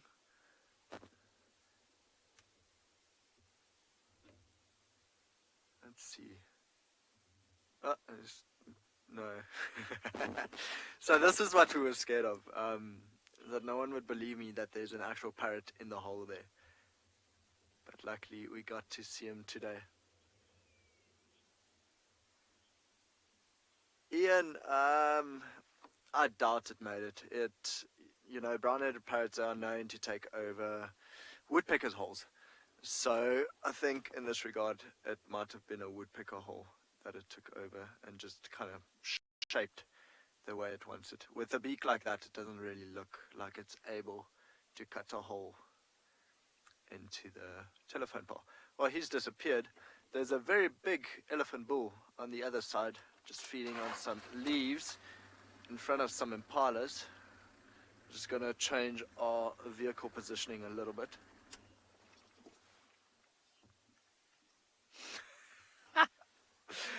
Laurie is saying he's eavesdropping on our phone call. Laurie, exactly. It's a spy. And just see the tusks of the elephant feeding there. It was actually quite interesting watching him earlier. What he was doing is trying to get as much grass as he possibly could, so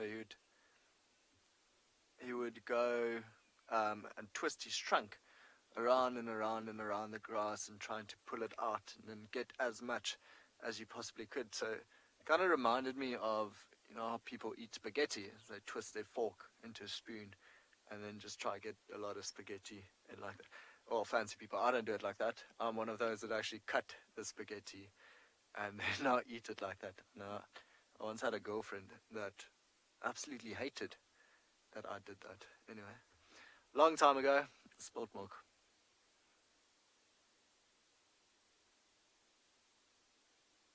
Well, it seems like he's browsing rather than eating grass. Looks like he's, what is that, maybe a jackleberry he's eating from? Oh no, it's a silver cluster leaf. Only those leaves contain a lot of tannin. No, what we've done before is you bend it in half and you put it in your mouth. You put it in your mouth and it dries it up a lot. Okay, Emma says, while I reminisce about spaghetti. Time for you guys to go back to David and back to his lions. We'll go see if we can find our own.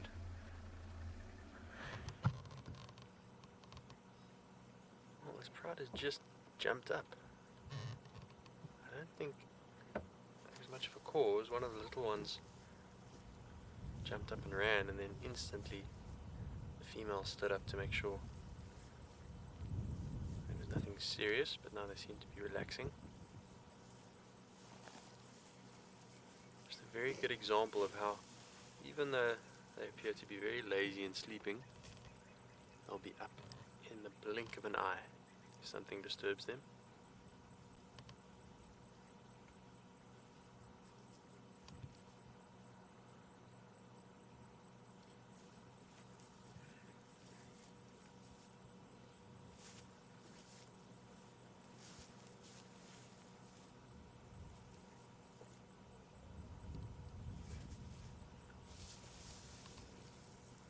And back down to resume their resting.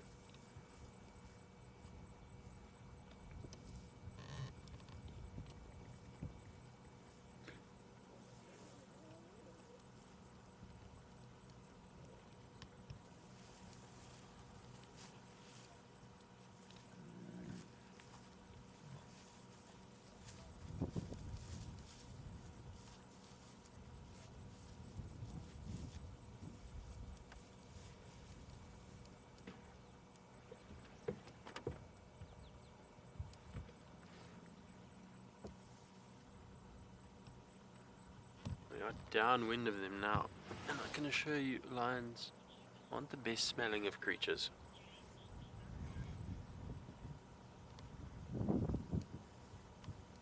Some very pungent odors.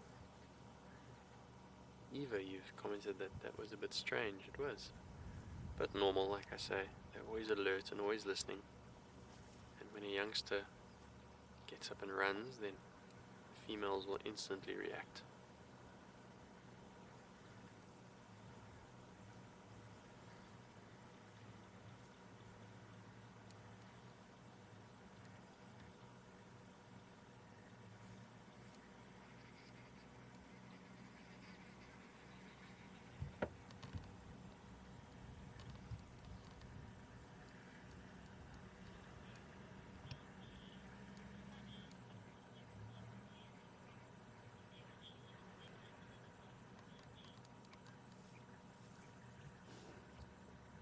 Angie, you said you thought they would look less full, but it looks like they've eaten a bit. They do have some meat in their bellies, but they can be a lot fuller.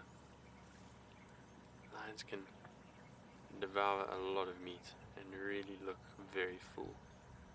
These ones you can see they've eaten a little bit, but not as full as they might like to be. Hence, should an opportunity arise for another meal, they will definitely capitalize on it. Whereas if they'd eaten a buffalo this morning, then they wouldn't be interested in any other meat. Lion can really gorge themselves. A large male lion can eat over 40 kilograms of meat. It's around 90 pounds of meat in one sitting. That's a lot of steak.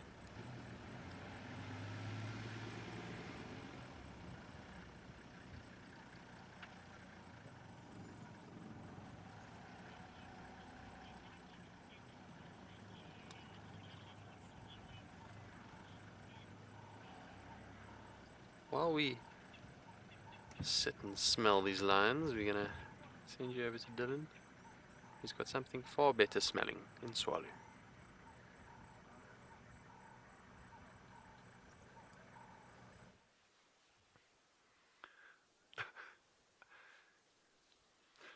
So while we're having not a huge amount of joy with aardvark and snakes and things, we thought we'd show you this really cool little plant.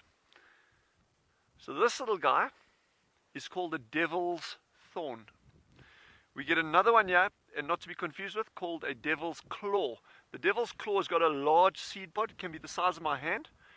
With these, it's also called a grapple thorn, with these like really sharp, incurved points. These little guys have got a seed pod with two spikes on top. See those two spikes? And then the seeds actually lie below it inside that capsule.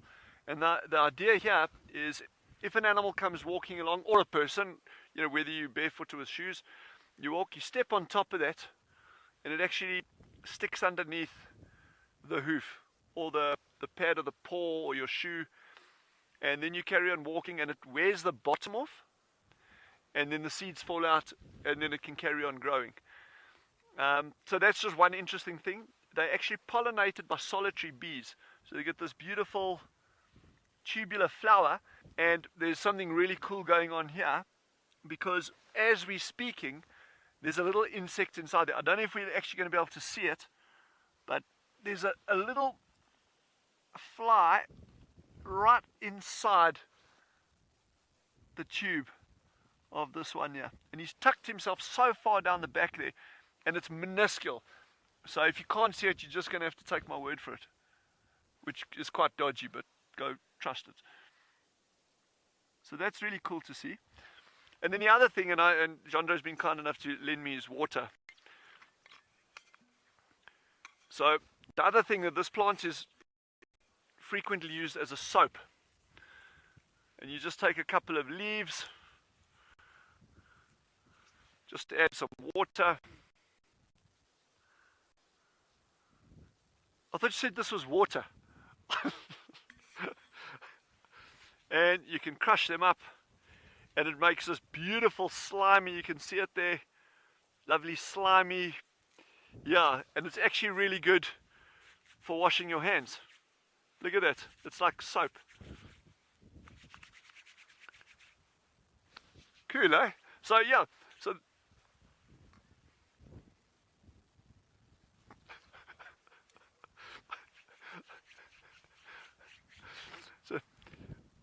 it's just we're conserving fuel now. That's why I spend more time on the ground than in the vehicle. No, the reality is that there are so many cool things, and for a lot of them, you actually, the best way to see them is on ground level. So getting out and smell the roses and look at the insects and look at the grass seeds that are blowing around in the wind. And to see these things sitting in a game drive vehicle is actually really challenging. So you often get far more of an experience. Here's another cool thing, but this one's going to be really tiny. I'm going to try show it to you, and I don't know if I'll get it right. On my hand,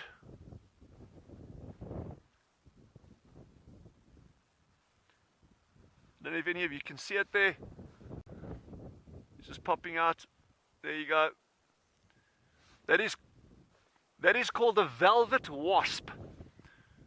So I'm handling it very, very gently so it doesn't sting me. The sting is painful but not serious at all. And these are the females. So the females are flightless, and the males have got wings, so they'll cruise around. She'll give off a nice scent. Then the male comes in and they can mate, and off they go.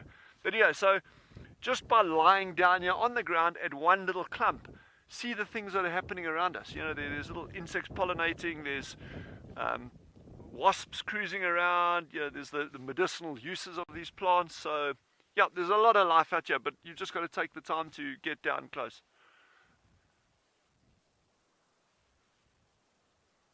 So we're going to release this little guy, little lady, before she gets mad. And I think head off to David and see how it's going on that side.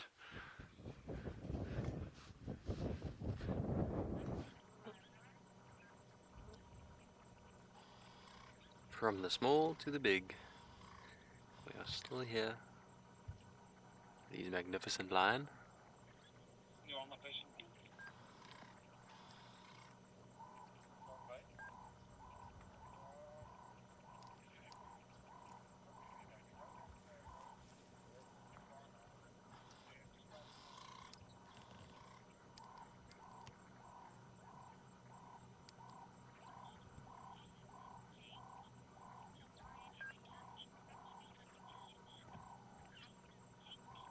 Acetate, you've asked, will a lion ever catch or actively hunt a leopard?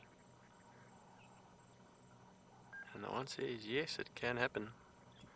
But carnivores, specifically lion and leopard, don't like each other all that much. They are competing for similar food sources.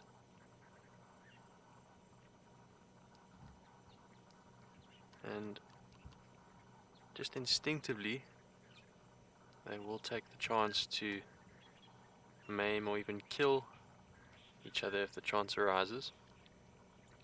It wouldn't be normal for a lion to actively hunt or pursue leopard, but if a leopard is perhaps injured, or perhaps a lion happen upon leopard cubs, then they may very well take the opportunity to kill it and eliminate it from the competition.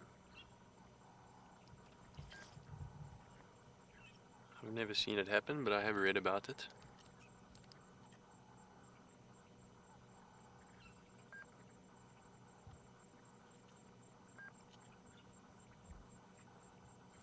What I have seen, actually in the Manyuleti, not very far from here when I was growing up, was a pride of lioness that killed one of the females in the pride that was injured.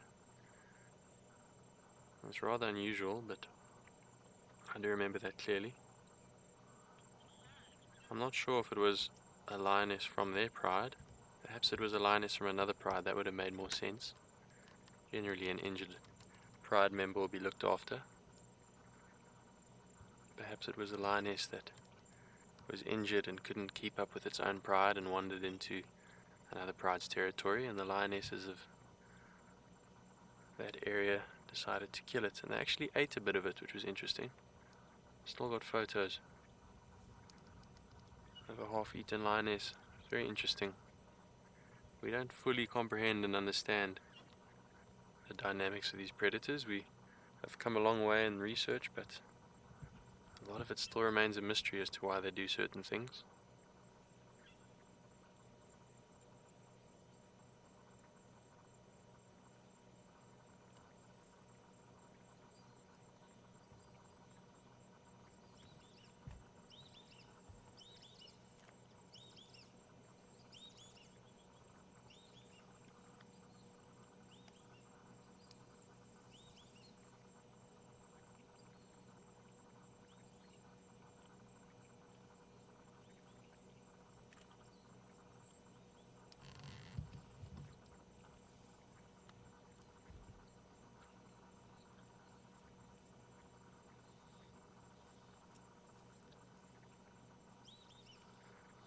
I remember one old lioness, thinking about an old lioness that was injured. The specific lioness actually had tuberculosis, and she wasn't in a good way, had lots of porcupine quills in her, was very skinny. And at the time we were living in the manager's house at Manyuleti, and this lioness came to the fence, and our dogs approached the fence. We had very protective dogs, and they actually had a go at each other through the fence. The lioness was actually trying to catch the dogs, and our big dog called Bear got his foot bitten by this lioness, but luckily he managed to pull away. And our Australian cattle dog Wallaby got his muzzle through the diamond mesh fence, and this lioness managed to grab him on the lower jaw, and everyone ran out the house. I was still very young, but my father was there, and he managed to grab this dog by its back legs and have a tug of war with the dog and the lioness, all the while screaming for my mother to bring out his rifle, because this lioness was really not in a good way, and it would have been a safety concern, and he was the warden at the time, and he decided this lioness maybe needed to be put down because of disease and sickness. But anyway, mother never did arrive with the rifle. By that time he managed to pull the dog free, and the lioness ran off after much shouting. And the dog, we took it to the vet. It was okay. It just had a very funny scar on its bottom jaw for the rest of its life. Quite a bizarre memory.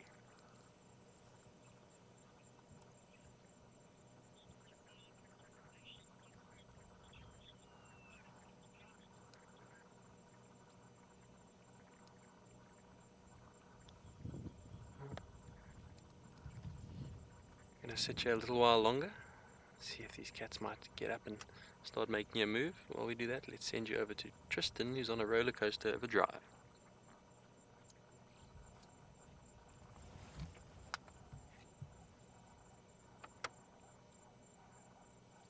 It's a roller coaster drive. I've got a roller coaster of emotion in my heart right now for little Kalamba, because her and I are going to have some serious words.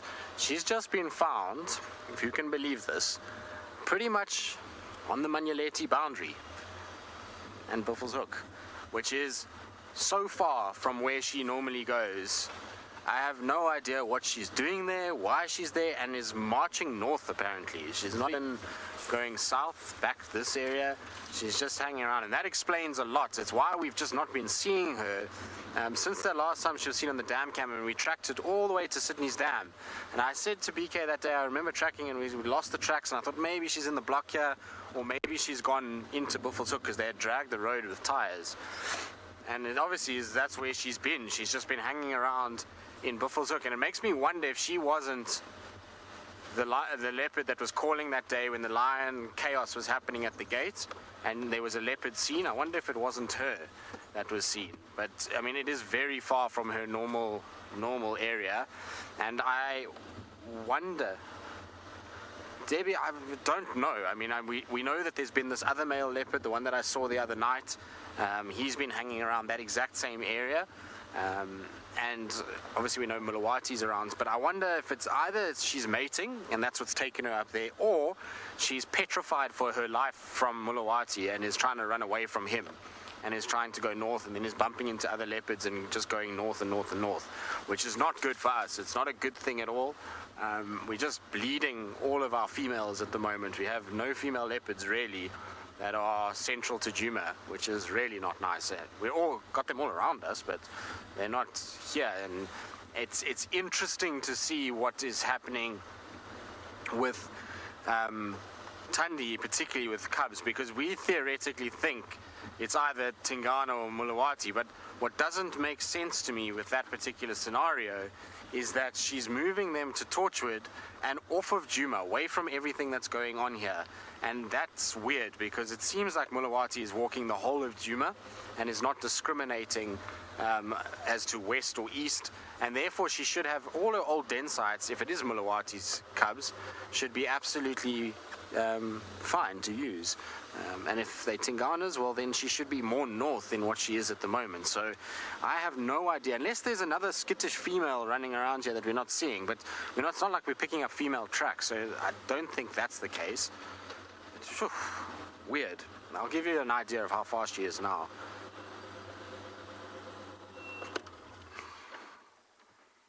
But yeah, I agree. It's not acceptable at all.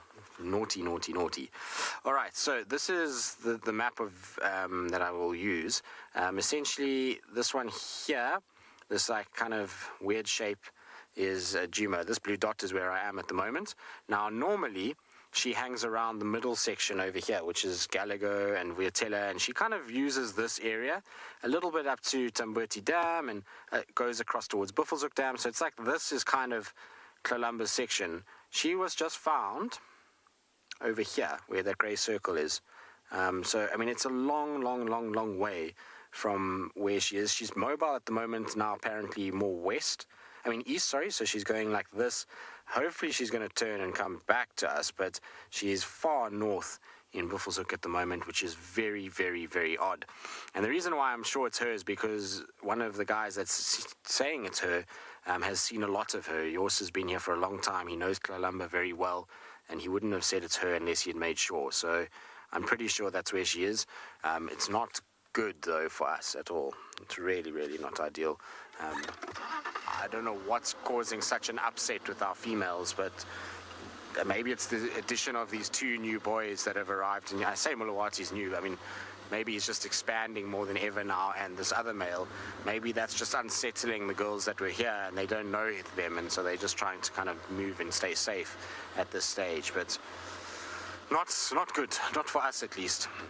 It's going to make leopard viewing really tricky, but it explains a lot and it makes us feel a little bit better in some respects that we haven't been, just not noticing them. She's not even here, and neither is Thandi, because Thandi was seen last night on Torchwood as well. So, I mean, our females are not here. Shadulu was seen in the west, so there's not really any other females we can rely on. Maybe Siseka, but she's not really been that common. The other thing is that I think there is a kill somewhere on Djuma, another one, because not a single hyena arrived at that lion sighting this morning with all that chaos, and Ruben apparently is not at the den, which means that where are they? Corky was very round last night, which I haven't even spoken about. We need to get into that too. Corky was very round last night, so I wonder if there's not a leopard kill somewhere that they're hanging around at. Just sounded very odd that they didn't come to that lion interaction this morning. It was so loud, and the warthog would have expected them to make their way there. Okay, I'm going to go back towards the hyena den, just see if maybe a ribbon has arrived. If not, we're going to just go into quarantine and just sit still and listen. In the meantime, though, I'm going to send you back across to David.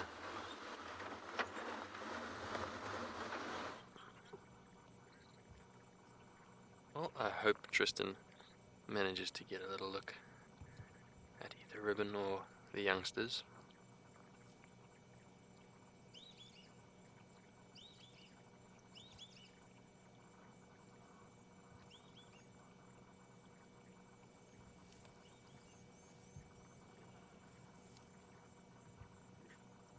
Too much has changed here.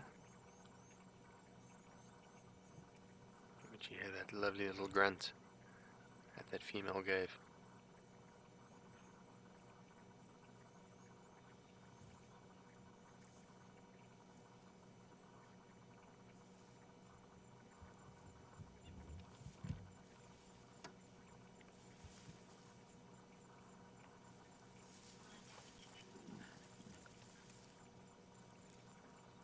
What lovely interaction. See that female just stood up, gave a lovely stretch.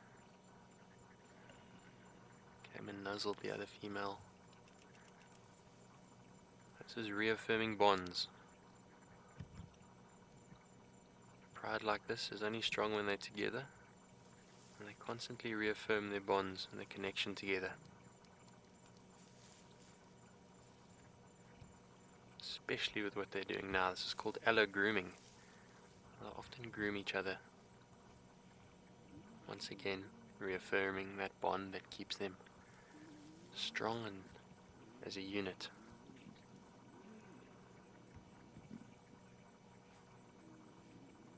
Listen to the little growls. Beautiful. Look at they doing. Oh, there's little one suckling there, Alex. Looks like it. Lovely. Having a drink.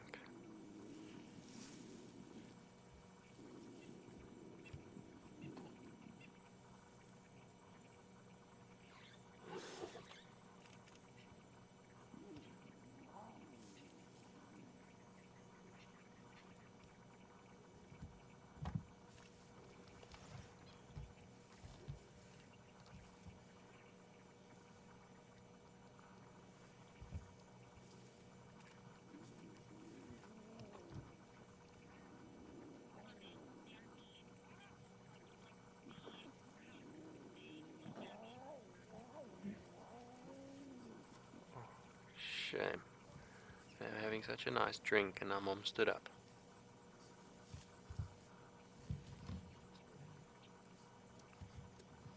Watch out, are you going to get peed on?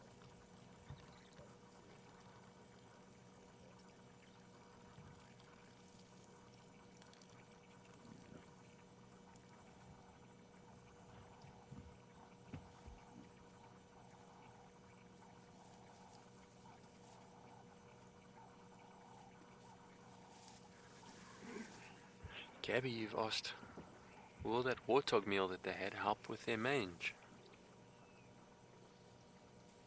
And it will help to keep them in condition. Mange is an interesting thing. I don't fully understand why some populations are afflicted by it and others not. And surely the mites can transfer throughout all the animals and all the lions that come into contact with each other, but some populations appear to be more affected than others. Loss of condition, lack of food would definitely attribute it to it, but so I suppose the warthog in essence will help in keeping them healthy and strong and able to fight it off, but I don't understand very well what would completely rid them of it.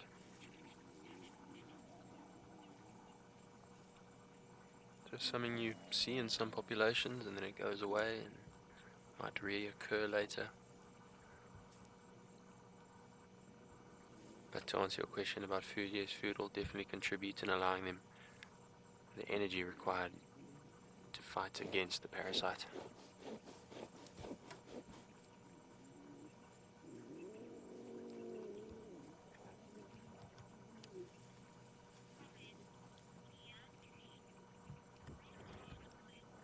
How beautiful is that? Can you zoom in on those little guys having a suckle there? Just behind the grass there, but look at those little guys. So content with mother's milk.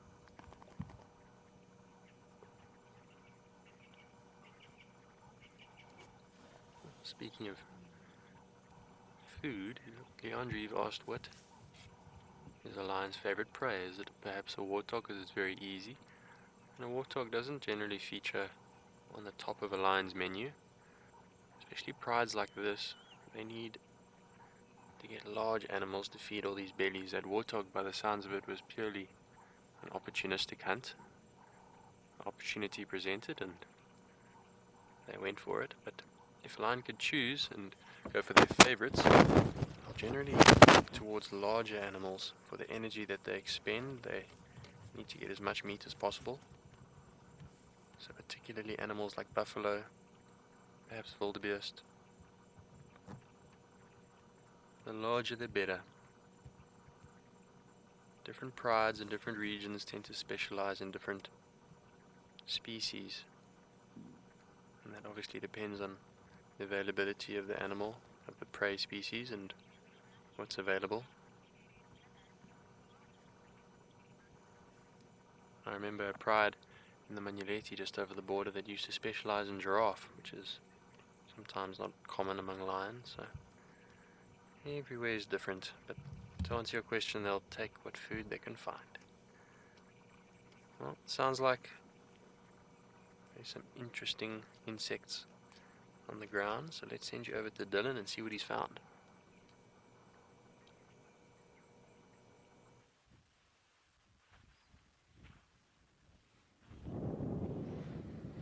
So we saw one of these little guys this morning, the armored ground cricket. Remember, he was also sitting on a tree early this morning. And we haven't seen that many since then, but now there's a whole lot here. And what's interesting, this morning that one was sitting on the eastern side of the tree, facing the sun to get warm early in the morning. These little guys are now sitting on the western side of the tree, facing the sun to get warm before the evening sets in. So that's just quite a fun thing to see here. Another thing that you notice about this tree as we're standing here, I've just approached these little guys, these smooth patches forming on the tree. These are wildebeest bulls that rub on the trees like this, obviously for itching, but they also scent mark with glands to advertise that this is part of their territory and for other bulls to stay away. So that's just interesting, okay, and one sighting kind of leads you on to something else over there.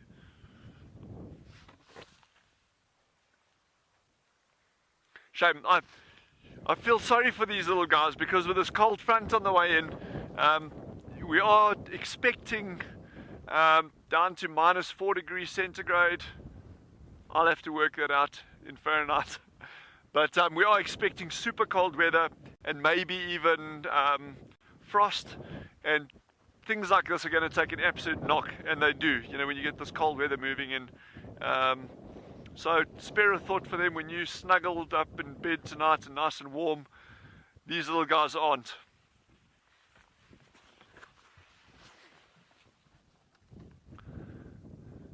Let's head over to Tristan while Yandre and I continue. We're going to try to find a pair of giant eagle owls. Small and cute, and I am shocked to the core that it has stayed that long. And there it goes. It literally has been in the road for like 4 or 5 minutes. Well, no, it's not that long. Emma, you did good, I must be honest. Emma saw it pretty quickly. Maybe 2 minutes, which is long. It's 2 minutes in a slender mongoose sighting is the equivalent of 2 hours with a leopard. They generally don't stand still at all. They're normally rushing around somewhere up to no good, with those curious looking little faces and that little black tip to the tail. So that was cool. At least we got to see it. Well done, Emma. But as Dylan was saying, it's going to get cold. I was talking about it earlier. There's going to be a change in temperature. When we get wind like we've had today, and it's that kind of gusty wind, it's always an indication. And you can actually see now, this is the other indication that we're about to get a cold front that's coming our way. If you look to the eastern horizon, or northeastern, there's a bank of cloud that's starting to come. Now when this starts to arrive, I mean, it should really come from the southwest if it's cold fronts at this time of the year, but sometimes they swing a little bit. But when you start to see banks of cloud on the horizons on a winter day, and coupled with wind, then you know that you're about to go through a nice little change of temperature, and it's about to get cold and miserable. Hopefully no rain, because rain in the cold is not so nice, but that's probably a good indication that we are in for a little bit of a different weather pattern over the next little bit, because it's actually been really pleasant. The afternoons have been lovely. The morning's a little bit chilly for the first 15 minutes, and then after that it's fine. And the evenings have been absolutely perfect. I mean, you can see we driving around in shorts and t-shirts in the evenings, so they've been really pleasant. It's not been swelteringly hot where you feel like you're being melted, but at the same time it's not cold where you've got to wrap up too much. So just a jersey and that's pretty much it. But that's, I think, is going to go out the window. It's apparently set to get very cold, as Dylan was alluding to. Frost in that part of the world. Here, we very, very, very, very, very unlikely to get frost. It does happen every now and then, but it's really not a common thing.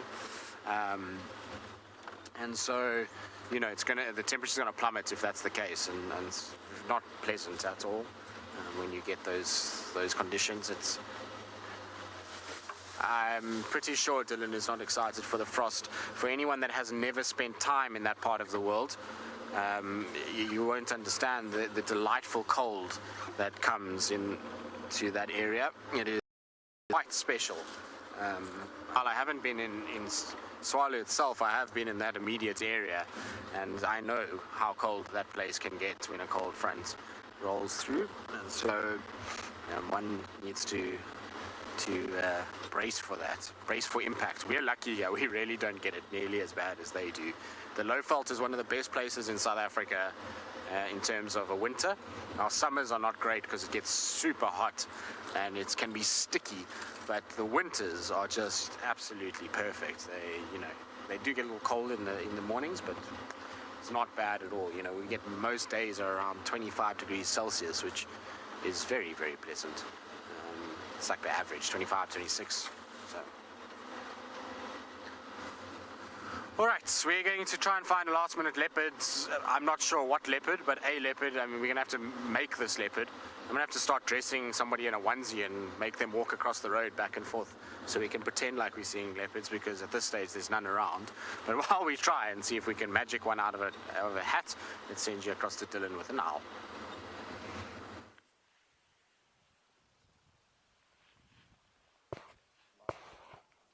Are we?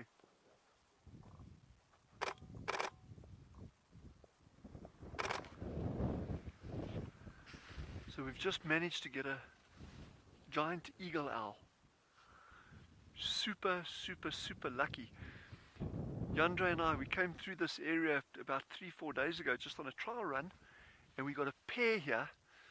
But these birds cover such big areas, they've got such big territories, that the chance of coming back like a couple of days later and finding the birds is quite slim. So we are just exceptionally lucky to see this. We stopped as soon as we saw it. There may be a second one around, but this is super, super special to see this bird. Wow. It's the largest owl we've got here. In fact, it's the largest owl we get in southern Africa. It's also called a milky eagle owl. A milky eagle owl. It's very, very pale coloration, and a diagnostic feature, apart from the size and the light color, the eyelids are a beautiful pink color. If it looks at us, I know the light is kind of on the wrong side over there, but if it looks at us, you get these lovely pink eyelids.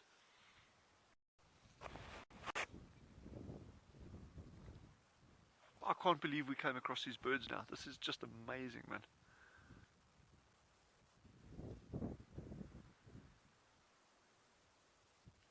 Look at the size of those talons, eh? Huge, huge talons. And they will catch anything that they can overpower. There are plenty of records of them catching hares, rock rabbits. I've seen them actually sitting on top of another owl that they've caught, a spotted eagle owl, which in itself is not a small owl, you know, it's 35 centimeters. So these birds can catch pretty much anything they're able to overpower. And some of the viewers that had joined us yesterday, we were looking at that big sociable weaver nest. We frequently find these birds nesting on top of sociable weaver nests, because they got these huge platforms which they can use the hollows on top, and it's nice and safe for the chicks, but very difficult to see these owls. Obviously, you're standing at the bottom of a tree, you can't see what's on top of these nests. You'd actually have to climb up to try to see it. So we're gonna carry sitting here a little bit and see what happens, but we're gonna send you back to David.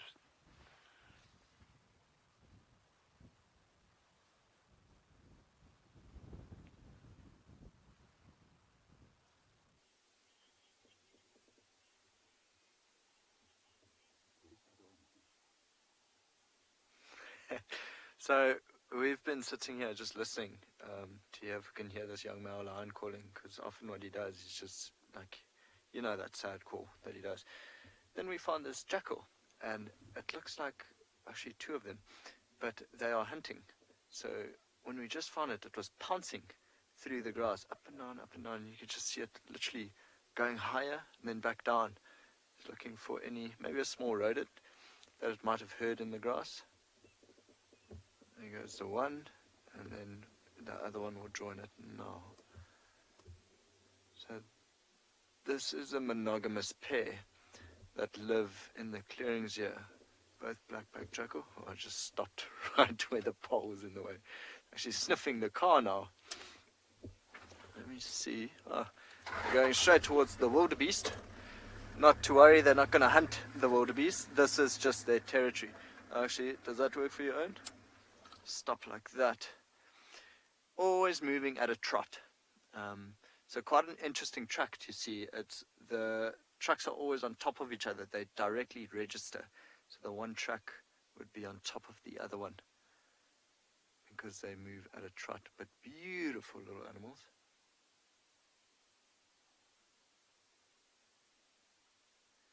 And it's funny, this time of day they tend to be more relaxed. Craig, I absolutely agree with you. The perfect set of jackals. They are very, very, very pretty. See the very characteristic black on the back and black tip on the tail. But I saw now the one going into the grass, how quickly they disappear. Hey, Adi, I'm going to try drive us, follow them for a little while. So far we can't hear anything. No sound of this male lion. Maybe he's just not calling yet. But the direction, we had him on a road over there coming this way. Dylan, good question. They often travel in bigger groups. We have, I guess you'll call it a pack of jackal further in the west. And there are 6 of them altogether. So it's the mom and dad, and then 2 youngsters, and then 2 newer youngsters. So the first set of youngsters will actually stick around and help mom and dad raise the next set of youngsters, which is why there are 6 of them. They're cunning, beautiful little faces. So nice of them to wait for each other as well.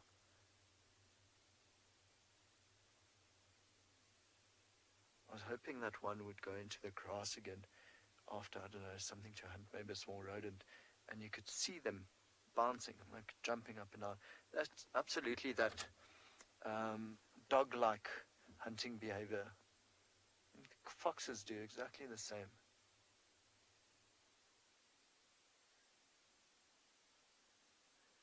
They move quite quickly.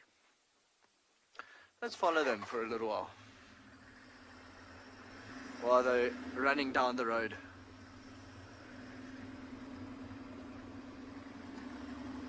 I was hoping, because we're in this clearing, that maybe the young male came here and he would start contact calling. But I think what he might do is go back to his sister's den site, because he knows where it is, and maybe just wants to join up with the sister again.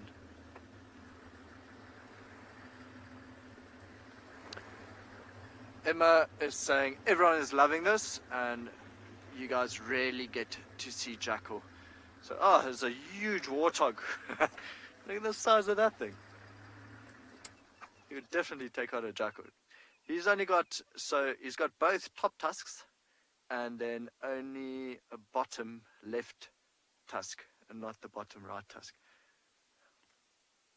It's basically, oh, it's huge. Not disturbed at all by the warthogs. Waving his tail. Actually moving towards the jackal.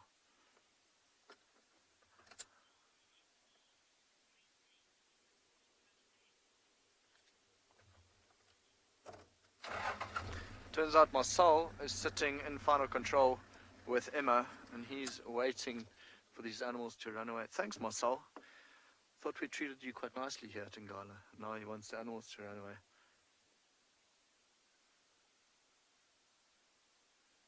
Marcel, I think you should start texting me fun facts for the day so I can read them to the viewers. I think everyone is craving your fun facts.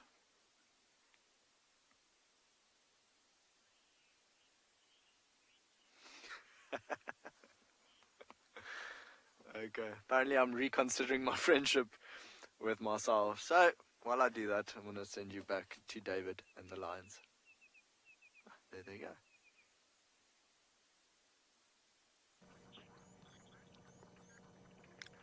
Well, we were looking at the lions, and look at this guy, just flew into the frame. Can anyone identify what type of vulture that is?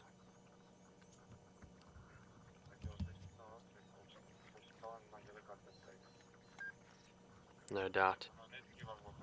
Curious to see if there's any meat by these lions.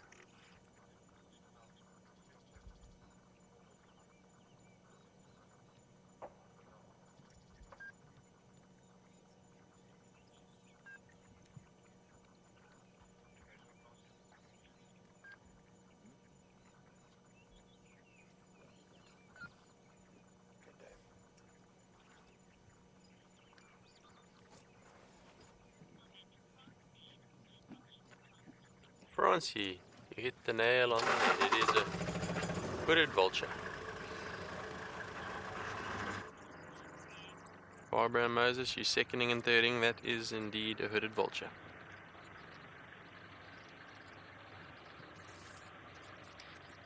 Very small vulture compared to the other vultures we get around here. The cape and the white back and the leopard faced.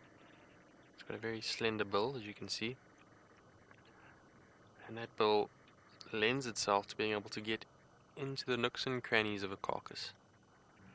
So oftentimes with a large carcass, you'll first see the larger vultures landing on the carcass. If you're hearing a vehicle noise, it's just a vehicle passing by here. But first, the leopard-faced vultures would often land on a thick-skinned animal and can assist in opening up, tearing through. They're like can openers. Their bills are very powerful. And then the other species will join the fray, the white backs and the Cape vultures. And then often, at the very end, you find the little hooded vulture picking away at the little bits that no one else can get to in between the ribs and little tight spaces. Kind of like the toothpicks of the bush.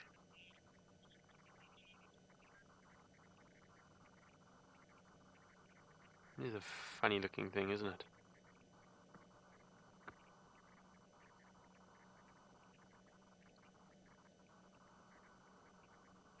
Tristan was telling me a story where he saw a hooded vulture eating lion scat. I've heard about that. I've never seen it. It's a very gross thought if you are downwind of lions when they stand up and have a toilet break. It is an atrocious smell, so bit of a gross thought, but perhaps that's what this hooded vulture is waiting. Might have to wait a bit longer before these guys stand up. On that note, let's send you over to Dylan with an owl.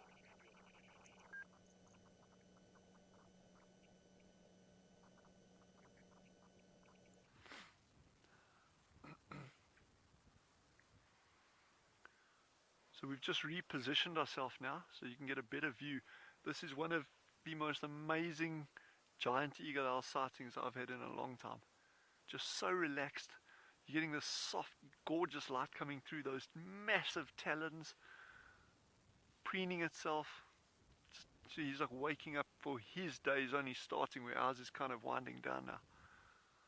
So it's going to be totally worthwhile. We're just going to spend quite a bit of time with this little guy. Not so little, in fact. I mean, this is a big bird. That's the outdoors for you. You know, you can plan as much as you want and something doesn't come right, and then something like this just falls into your plate. But you know, the more you're out there, the luckier you're going to get. Oh, this is stunning. Wow. But look at those talons. You know, if he manages to get that onto something small, there's no ways it's getting away from him easily.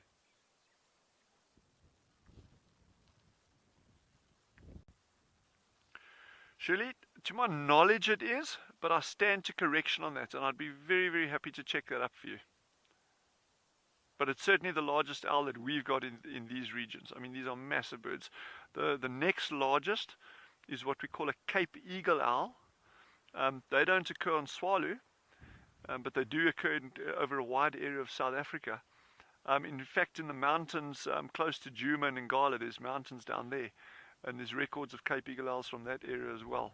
And those birds are not far behind these ones, but they're still about a head shorter than these owls. Look at that. Absolutely gorgeous.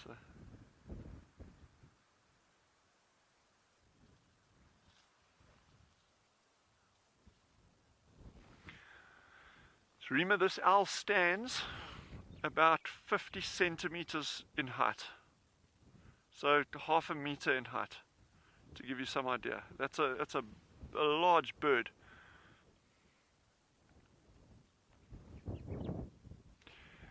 Their weight, though, and again, I'd have to check up exactly what their mass is, but so many of these birds are so deceiving. You know, you look at a bird like I say, wow, that thing must weigh a couple of kilograms, but it doesn't.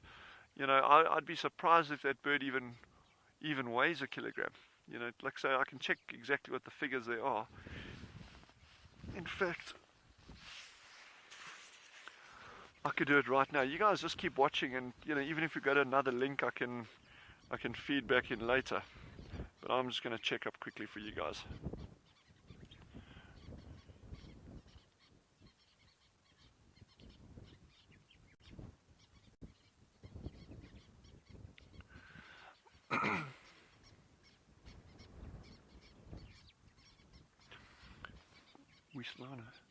Okay, so I've just checked up now.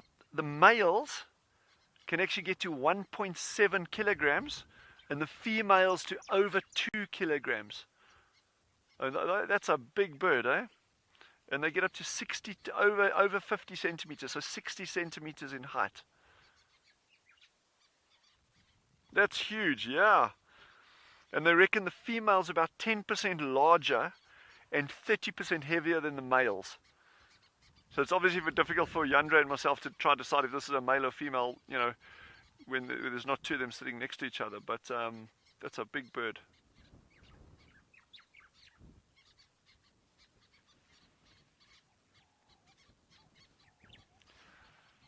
Might be a snake.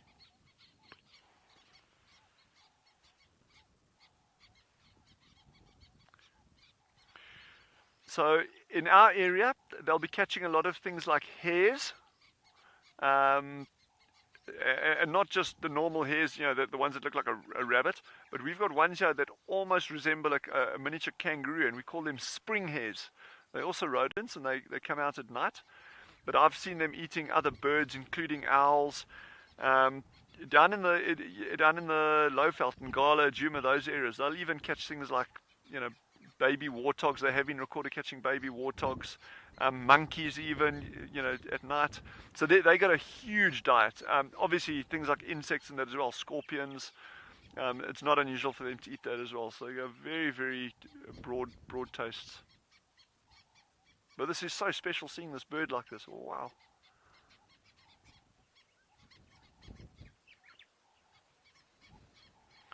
Well, Yandra and I, we're just going to carry on enjoying this sighting, if you guys don't mind. And you guys can head over to David with the lions.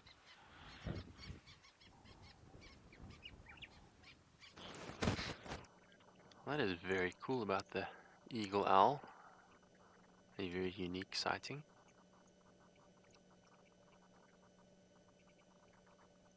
We've switched over into infrared so we can better see these lions now as it gets dark.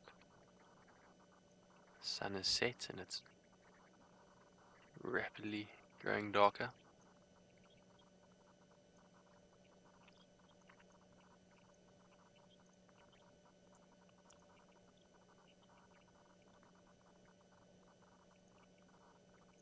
There's not much of a moon, and lion seem to prefer to hunt when it's darker, so maybe they'll be at it again tonight.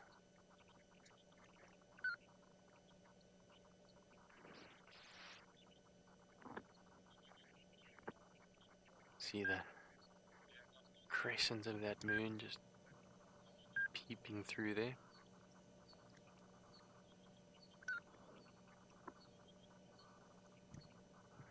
We're gonna zoom in a little bit on the moon and gonna have a little quiz. Does anyone know if the moon is waxing or waning? Waxing means it's going into a full moon. Waning means it's going into a dark moon. Just by looking at that, can you tell?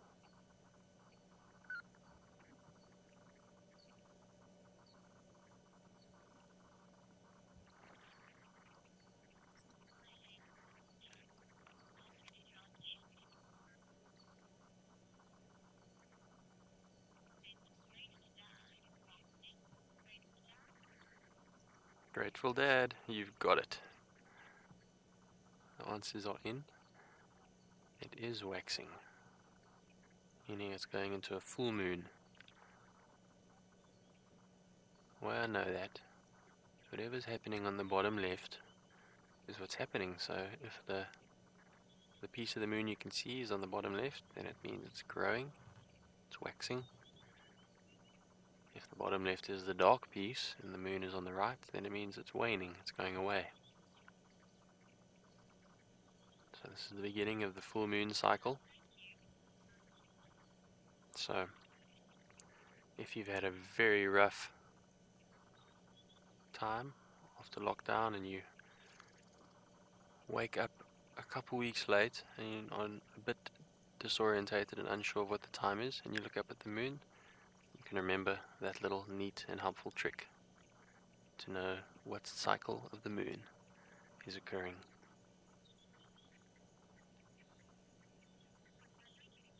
On that note,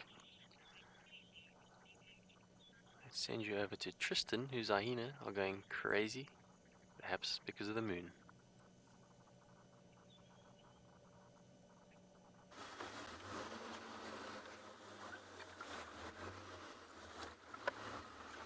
Not going crazy, just walking down the road in beautiful late evening light. And it's just one. Let's stop here. There we go, look at that. It looks like potentially this hyena could do with a meal, that's for sure. Not in its best shape, that's for sure. Very, very sucked in stomach. It's weird. This is going to be a good opportunity to discuss the whole Corky story because I believe there's been a bit of kind of up and down. But I was sent photos of what I'm pretty sure is Corky from last night at the dam cam, and she was full and fat and even appeared like there was a little bit of suckle marks, potentially. It's not easy to see. Obviously, the dam cam footage is difficult, but it looks a little bit like there is suckle marks, and so I'm wondering where she potentially could be hanging out. We've seen no sign of her for ages, and now all of a sudden, she appears on the dam cam. But what intrigues me is how many hyenas we see coming down Vuyatela access these days. Bika, let me catch up with, she's quite far. Or he, should I say. Is how many hyena tracks we see on Vuyatela access. So I don't know if there's something just inside Buffalo's Hook that they're using, or the other place that I've been seeing a lot of tracks is down towards the southeastern corner. So maybe just inside Torchwood. We know that our clan can sometimes go in there. So yeah, I don't know. It's going to be interesting. I'm going to try and check I was actually on my way right now to the old den sites on Aubrey's and Gallagher shortcut, because we had enough time to go and check both of them when we bumped into this hyena. At first, when I saw it far down the road, I thought maybe it's a leopard, but obviously not. As soon as you see the walk, you can tell very, very quickly.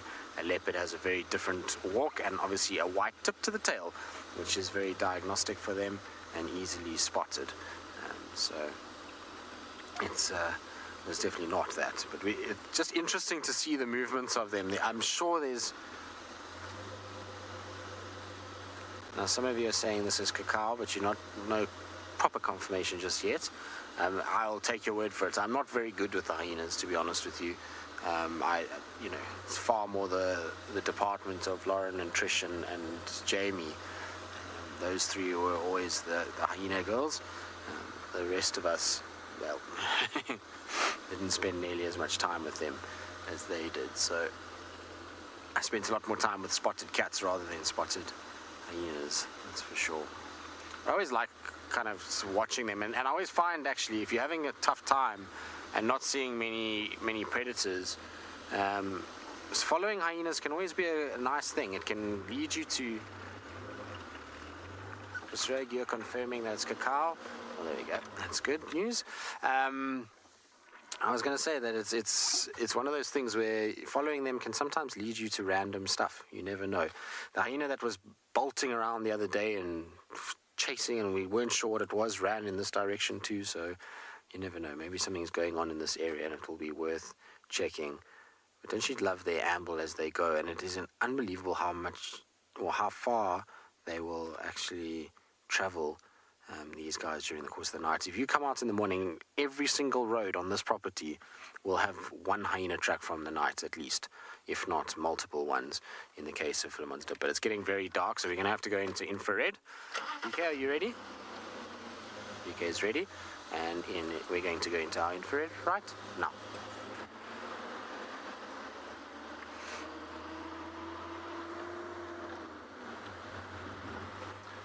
Otherwise, it's going to be difficult for BK to be able to do anything, I'm afraid. Put my side lights on the car just so that I can see where I'm going. And make sure that I don't potentially drive over anything. I was very confused just now. We were driving on Triple M, and I saw these tracks, and for a second I thought they were ostrich tracks, but it was just hornbills dust bathing. And when you kind of drive past something quick and you just see a certain shape, and you think to yourself, hang on a second. And it resisted later as well. I had driven quite far, and I was like, no, I need to go back and double check, because ostrich tracks are not something we see a lot of in this area. So we went back and looked, but it was just where hornbills had been dust bathing, and the one had left a very odd shape. It was like the wing was out and the tail was out. Oh, hyenas trotting away from us, I'm afraid. Not going slowly. I don't want to get too close because it makes them trot further.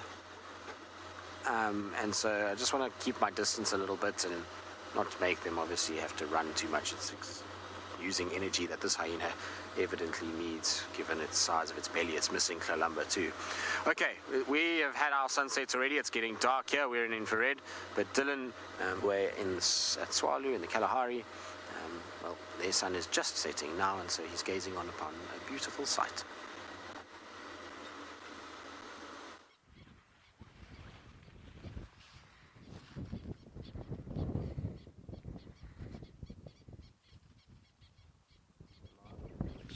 absolutely magnificent sunset this side. Just watch it disappearing there. We're going to enjoy this moment in silence, okay?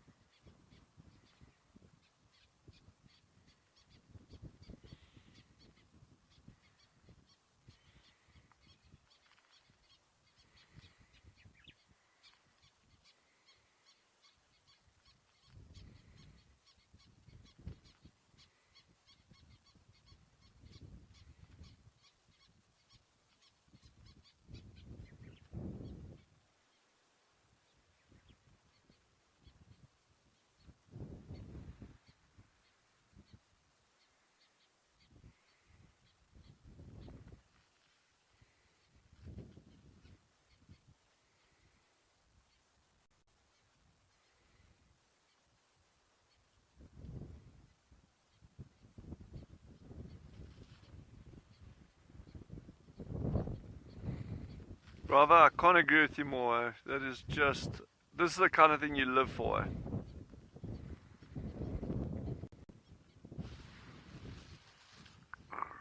What a winner.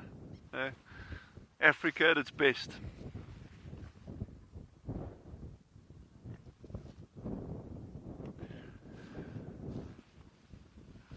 That is for Africa Day.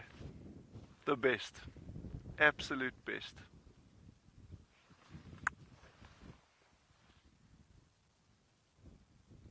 Almost looks like that owl's ready to move. He's sitting up quite alert now.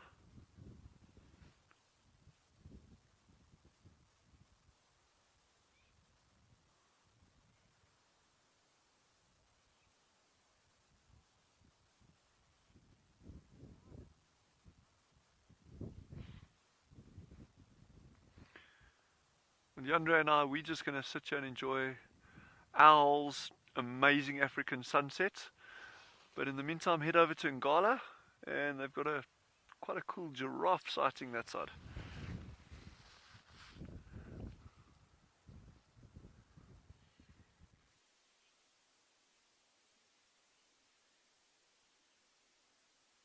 And what could be more African than a giraffe walking in front of the sunset?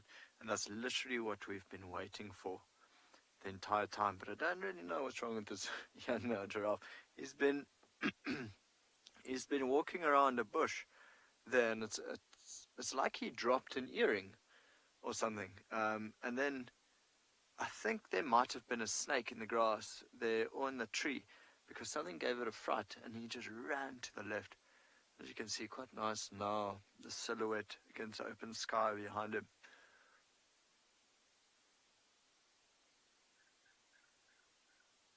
Still a young male.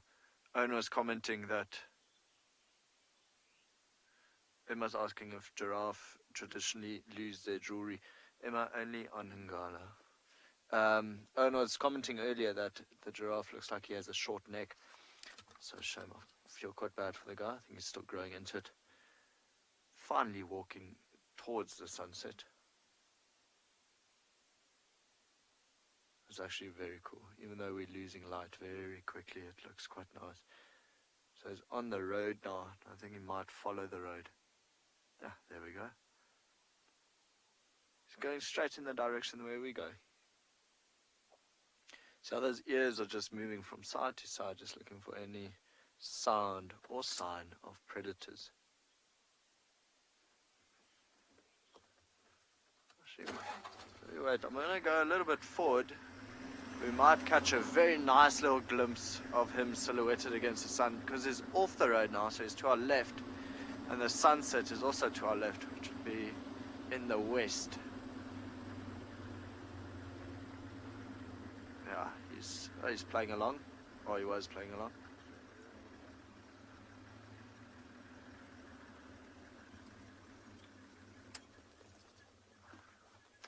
Butterfly is commenting that this is Africa at its finest. Butterfly agree. Emma, we're just going to go out of infrared for a second. See how that... Yeah, it's very dark. If he walks a little bit to the right. There we go. Yeah, it's a little bit too dark to go out of infrared. Okay. We're going to let him be. Let him move off into the sunset and send you back over to David, who's still with the lazy lions.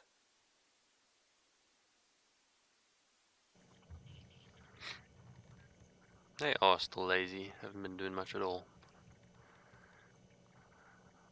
But that's okay. It's a beautiful night. Listening to the night sounds. I love sitting in a place as the sun sets and the night creeps in.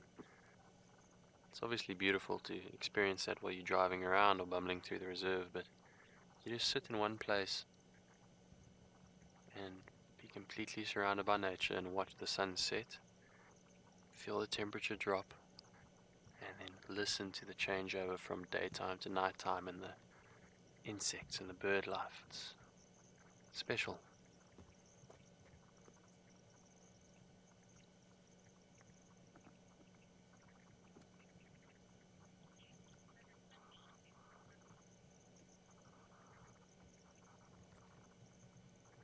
If you had to try and count these lions now, it'd be difficult. Just legs and heads everywhere. I can't even tell which side of that lion is what.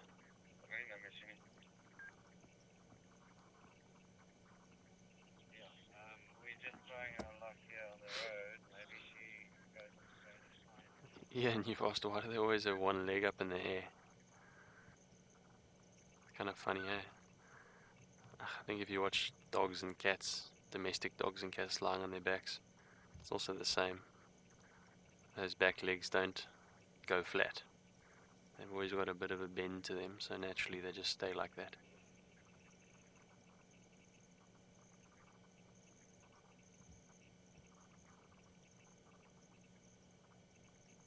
My dog at home.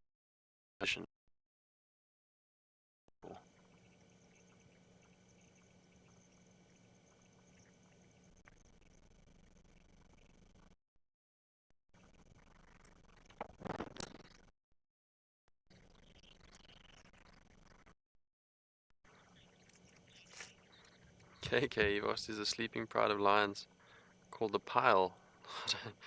I don't know, but that's a great one. I would be happy to call it a pile. It's a great thought, KK. I'm going to show you a picture of my dog at home I took this week. Very similar.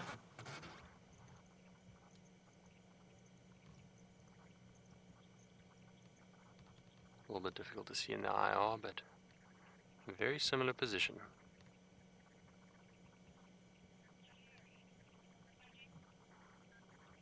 Maybe he's got a bit of line in him.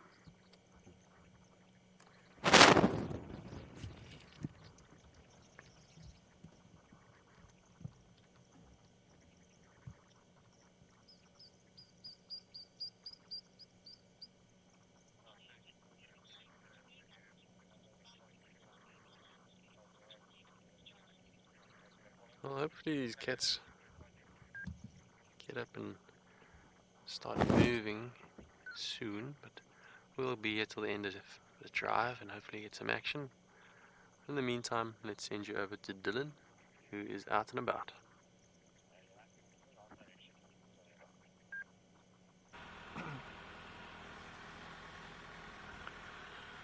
Well, that owl and sunset was just simply sublime in every sense. So we're just ambling along here now. It started, temperatures dropping rapidly. Yandre is just going to pan, if you don't mind, Yandre, we're just going to pan across to the left so you can see these clouds coming in. You'll see these low scudding clouds. There's some beautiful soft pastel light on them. But that's the leading edge of this cold front moving in. So I reckon Probably in about 5-6 hours they're going to be coming over Tswalu, and the temperature is going to plummet properly.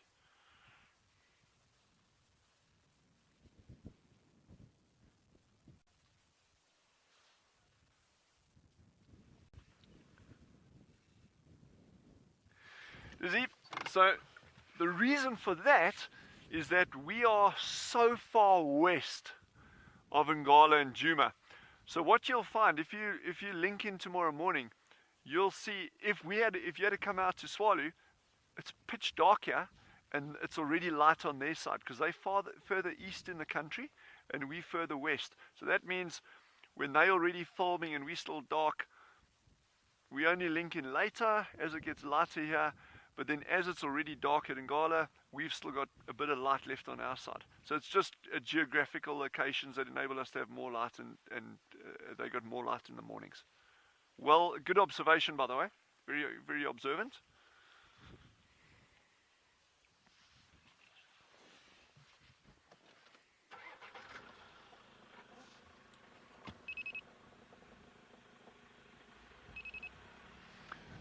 There's the moon. That sliver of a moon. We'll stop here. They were talking about the moon at Ngala at one of their sightings. And Yandra and I were battling to find it earlier because it was still too light. And there it is.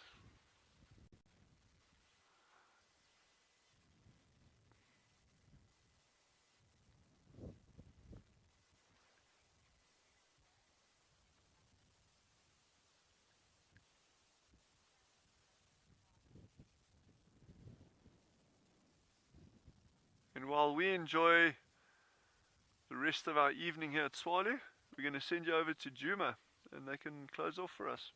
Thanks so much for joining us at Tswalu again. It's been an absolute pleasure having you with us. It's a reality. Oh man, that's so funny.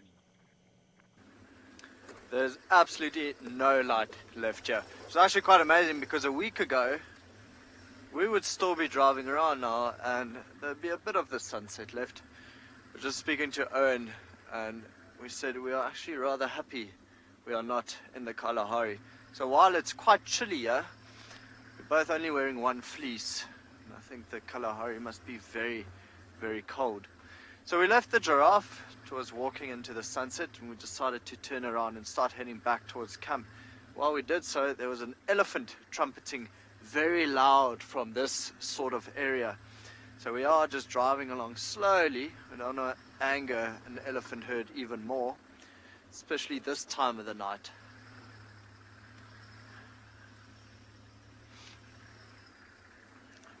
I must say the moon looks glorious today. Very, very clear sky. What is it? It reminds me of like DreamWorks. It's a DreamWorks picture with the little boy sitting on the moon fishing. George, thank you for your concern.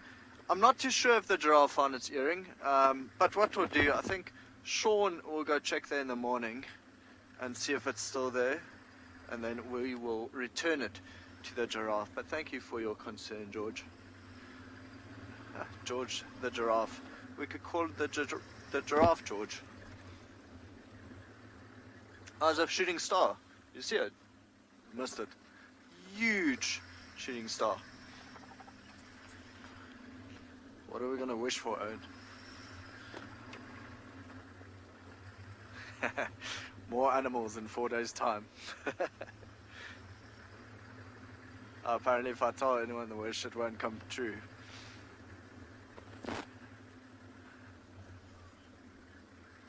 Okay, well, I'm going to say goodnight.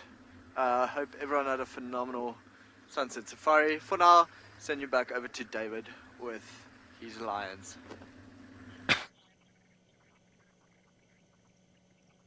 Well, it's drawing to the end of our sunset safari and still no movement from the Nkuhumas, but that's okay. We are content to just watch them rest. It might be a very eventful night for them.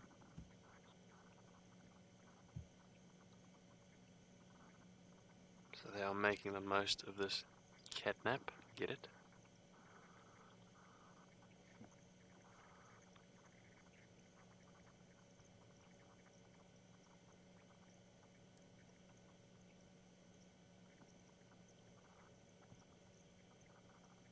It is now properly dark. Getting very silent, very quiet. I hear the occasional snap of a branch off behind us where those bull elephants headed in that general direction.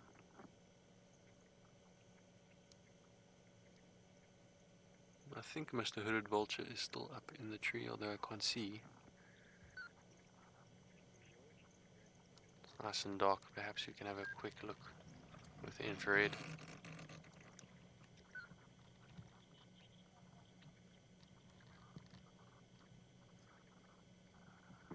He's there. Yeah. He is there. Can barely see him. He's like a blob. Maybe he's going to spend the night there. Sorry, it's difficult to see.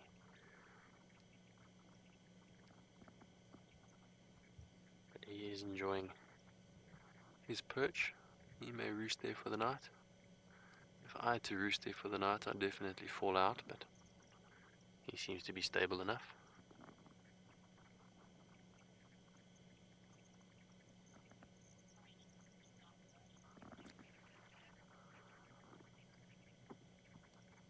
Well, it's been phenomenal spending time with these cats.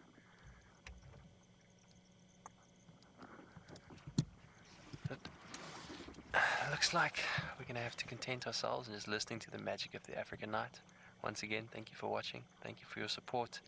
You're welcome to follow that link at the bottom of the page and help us do what we do best. I think from Alex and I, that's a good night and a goodbye. We're going to send you over to Dylan.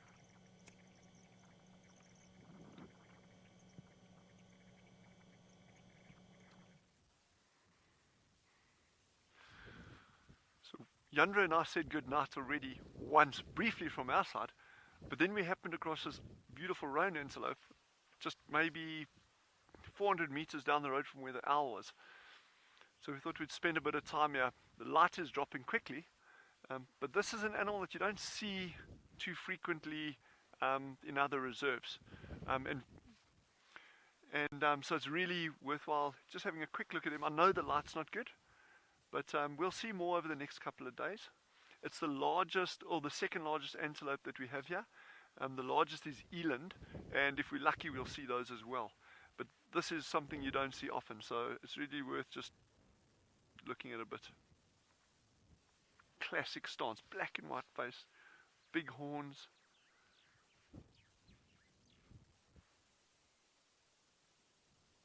What a backdrop of those mountains in the distance.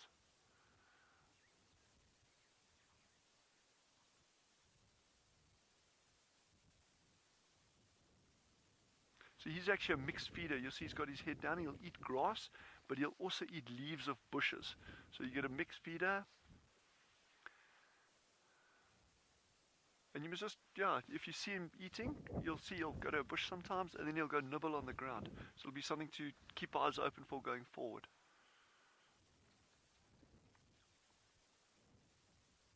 But while he's carrying on with his dinner, I'd just like to say from Yandra and myself, it's been so good having you, and from the rest of the teams down in the Lowveld. Please join us tomorrow morning early, and we're going to show you some magic. Thank you very much. Bye.